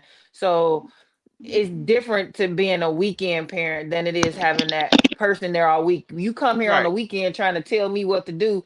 And like I said, I speak from experience. Don't come here on the weekend trying to tell me what to do. And I ain't seen you all week and you don't care about school. You ain't been to Right. a parent teacher conference or none of that. So Hmm. it's Yeah, my like I believe that Sheridan was just another. I kind of shoot. agree with all the stuff, the inappropriate looks and stuff like that, because he just creepy look. He just creepy, period. But I Yes. don't agree that he ever I don't. tried to like touch I, her or I anything. I don't think. just think Yeah. it was I, he a creepy dude. It's just, and Shirley is not to me, just she's not. listening to her talk about her daughter, because I would never talk about my daughter to nobody like that, no matter, not like that. Even if I'm venting, that's not how I'm going to talk about her Me Hmm. and either. my son either. And I'm just not. I just that ain't it. And the only person I'm gonna get that personable with is, guess what? The other parent. I, Not no, like, no, we don't. I don't even talk to my sister that like that about my kids. Like, they know stuff, but they don't know like the deep, deep stuff. That's for me and him to discuss. I don't be here, telling everybody. That ain't their business. here's another thing. I don't think Shirley's observant in that manner. To observe, like, because a lot of I'm on guard. Like when I have my friends' kids or my god baby, I'm looking, I'm peeping, I'm trying to see who's watching them, like who, I'm even though they're like 12 and they're grown now, I'm still on guard, like looking around, like when my god baby's mama would bring, she'd have a new boyfriend pretty frequently, and she'd bring men around. I'm watching, I'm scoping to see the Right. relationship, like what's up with him, like. And all kids do, Vicky. That's what kids do because they Well, already know it's a possibility that this dude may be at this house, and I'm can talking I about trust me, him? me as an adult. I'm scoping shit out. Like Okay. I am looking around. Like I don't see Shirley being an observant person who is just, she just like seems like she put too much trust in him. I'm talking about, even though it's not my kids, they may not be my kids. I'm watching the people around them to But see like. kids observant too, But your Vicky, because unfortunate experience I plays was, into that too. yeah, Your and I didn't unfortunate. have, right. I didn't have too many unfortunate experiences like that when I was a kid, but I was observant and I paid attention, and I got a lot of stories from stuff that I saw that my mama didn't know I saw it till I got grown and said, "Yeah, well, I saw this and this and this," and she like, "You saw that? Yeah, Yeah, I yeah, was but paying attention." when I'm more so speaking about like men. men being inappropriate or just staring at a kid too long or looking at a kid too long Right. because I have the the history of abuse. I'm watching because I know how sneaky, slimy. My dad's a good looking guy, and you wouldn't think that he was like the way he was, but Mm-hmm. he is who he is, and I watched that, and that's why I'm saying, like, as soon as I do not believe that Shirley is an observant person when it comes to, like, oh, she might just think, oh, they're just getting along just fine, oh, they're just great. Everything's kosher, Well, but you at Everything's the know what, end, great. yeah, Nikki? at the I end do of the the same thing, and so does my husband. My husband be like, right. why he looking at them? That's Exactly, creepy. We used to exactly, go to volleyball. exactly. My husband hated volleyball But because he like I them did that shorts was too I did little. that as a kid though, guys. I did that as a kid. If my mom brought somebody around, baby, I was checking them out from head to toe. And my mom wasn't like Shirley though. If we said anything, you can best believe that ninja was gonna be out that door. But she didn't have to worry about me saying anything because at the end of the day, I would threaten them myself because I was a very overdeveloped child. Like I said, I didn't even wear a trainer's bra. Okay. So I started out in like a B or C cup. Okay. And so I would let them then just know, don't even think about looking at me, even if I didn't know if they had it in their mind or not. But I was very mean to when she brought somebody around. I didn't give them an opportunity to Me even too. try to be nice to me at all. I was always mean and hateful to them. And so they already knew, don't even try that one right there because she ain't going for it. That was me too. My mama used to, like, she used to, why are you so, but when she actually brought a significant other home, she like, you need to be more respectful. I don't like him. I don't like him, and I Right. don't trust him. I mean, the you too friendly with me off rip. You get to know me. You don't have to talk to me. We don't have to be hanging out, or we don't need to go to the store together. That kind of stuff. Like, I just think Shirley, she would not be able. She doesn't seem like the type that just would sit there and watch and observe. She's just, oh, great, we're at 4th of July. They let me make the Yeah, potato salad. yeah. Well, you guys, give me your last thoughts because I got to get out for here in 15 minutes. Get ready for Lady T-Bug's show. I don't know what time she's coming on, but I 7. definitely don't want to. That's what I She's was coming about on to at say. I'm 6. about to go Okay, 7. yeah. Well, 6 And I your need to get time, something 7 to our eat. time. And I got to That's get what I was something to about to eat too. say. So give me y'all last thoughts, and I appreciate everybody Well, coming I'll up go on the first panel. because I'm about to dip out because I was putting on my shoes and I'm like, okay, I'm about to tell them bye. I gotta go get me something to eat. I'm hungry. But I'll say for the most part, I like hearing everybody's opinions. I like hearing everybody's thoughts. And at the end of the day, I think we're more caring people than the people we talk about. That's it. And that's the problem because we're Yeah, caring about others when all they seem to be is very selfish and self-centered and care about themselves. And I don't use the N word because I'm not sure about that because that word carries weight for me, but I'll say they're selfish and self-centered and all they think about, they're very vain and think about themselves as God savior like people and they did so much for everybody, both of them. And I believe they're each other's karma, and at the end of the day, Shirley just learned quicker than anybody else, but she was a mark and the mark actually got marked. And luckily, hopefully, she won't do it again. And I agree with my girl. I said what I said. She need to be alone for the rest of her days. And Dre was just a fool because he was drinking the Kool-Aid at this time, but I think his Kool-Aid got real watery real quick because he soon disappeared as well.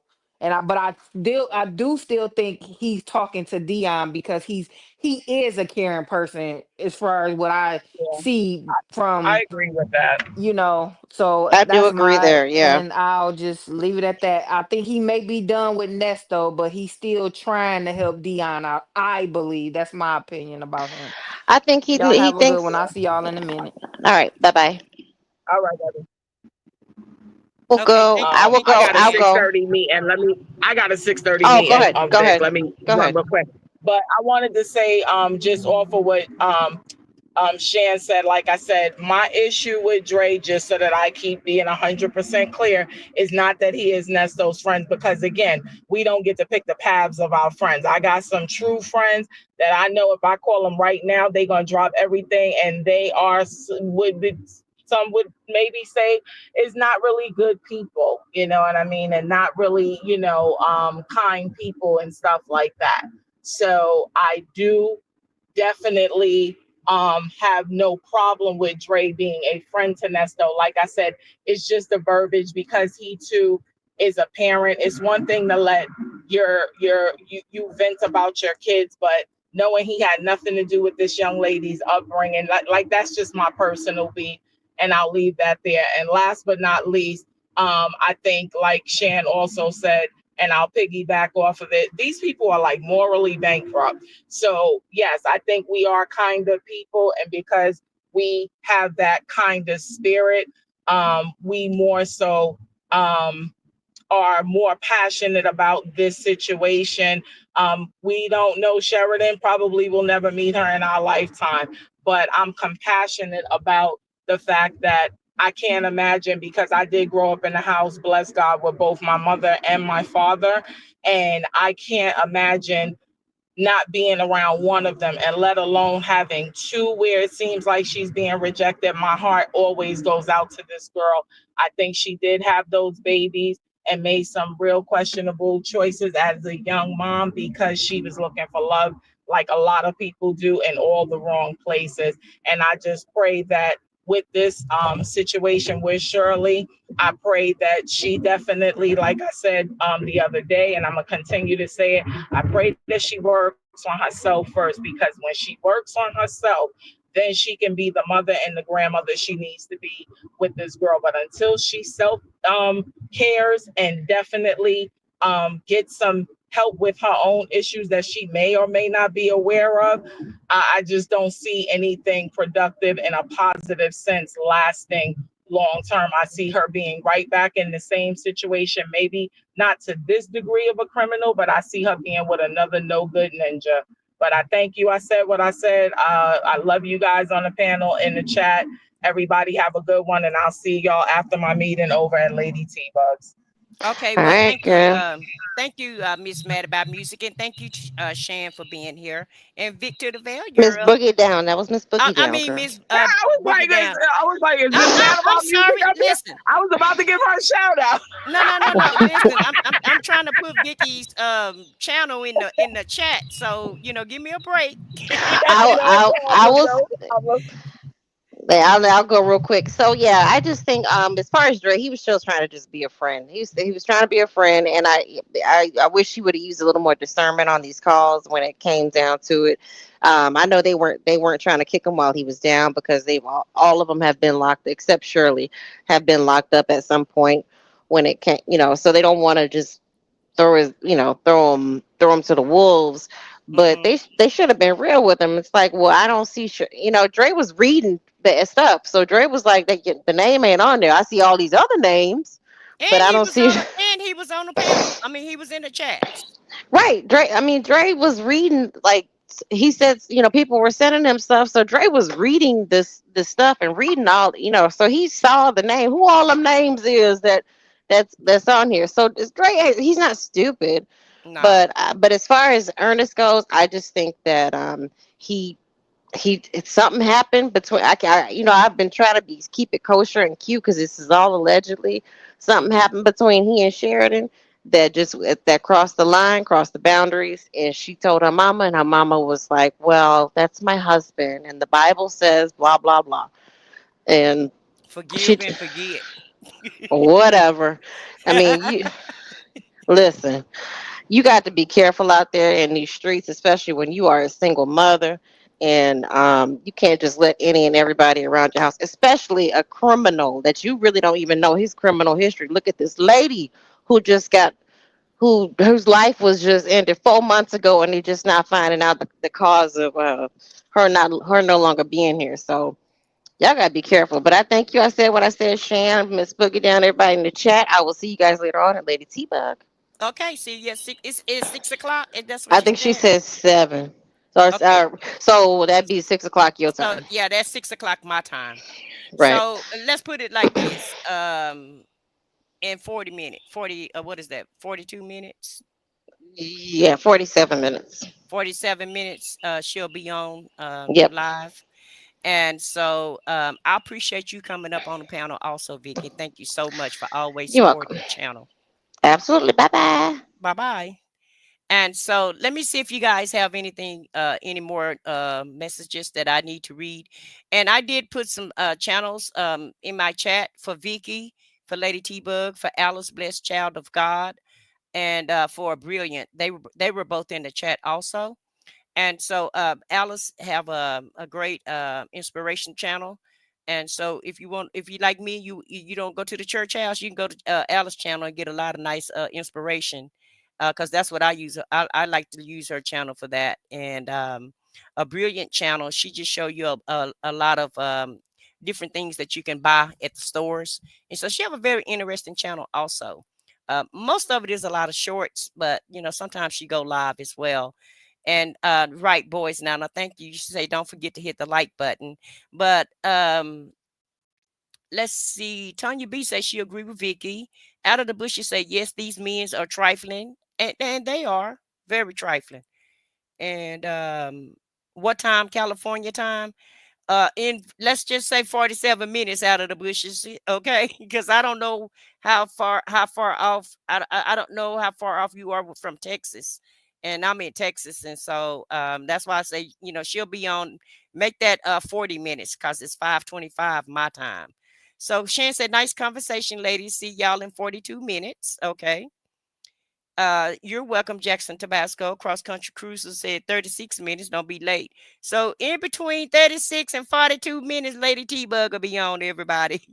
And that's 6 o'clock Central Standard Time. So Miss Boogie Down say, have a great day, everybody. And I would like to thank each and every last one of you guys for being here today, for supporting my channel, for listening to me ramble and talk about all of this madness that Buckwheat has going on. And let's not forget about Stephanie, the first lady that was unalived.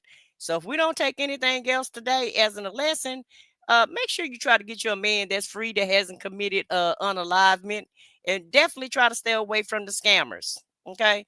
But if you're going to get one that's in jail, then I prefer that you go to a scammer. You're not going to have no money, but you will get to live, you will get to keep your life. At least you'll be here. Because that was just totally unnecessary. And I, regardless of what everybody on the panel say, I still say Dre is trash in my opinion. Thank you. You say you're gonna subscribe to the other channels. Okay, thank you, Miss Boogie Down. We appreciate that. I'm sure Alice will appreciate that, and a Brilliant. And like I said, Dre is still trash to me. Buckwheat definitely trash. Shirley need to do better. And kudos to Sheridan. She's the MVP for, in my opinion, today. And shame on Buckwheat for talking about all of these kids. He just really, whatever he gets, that's what he deserves, in my opinion. And I hope that he can go to trial this year, but look like we probably be looking at probably next year, more than likely, if Sean is going to be in court. Because he still have to prepare for the trial, and I feel like he hasn't really been preparing. I feel like he's been preparing for this RICO trial that he's getting ready to do. So I'm pretty sure we're not gonna see a trial this summer. If we do see anything, it'll probably be in the winter or either the first of next year. But hopefully he do go to trial. I just hope. I want to see this through. I want to see him get his justice. And I'm gonna close out. I'm gonna play the outro song. You guys have a great day, and I'll see you at Lady T-Bug's chat. Let me hit that. Let me take the comments down. Oh, okay, Shane. Thanks for subscribing. And let me put the music on. I join the channel, it's what you need. True crime stories, secrets they'll feed. Say that gossip and political heat. I said what I said, bring to me. Truth comes, but we're never late. Yeah, diamond stories inside fate. Oh no, welcome to a place where voice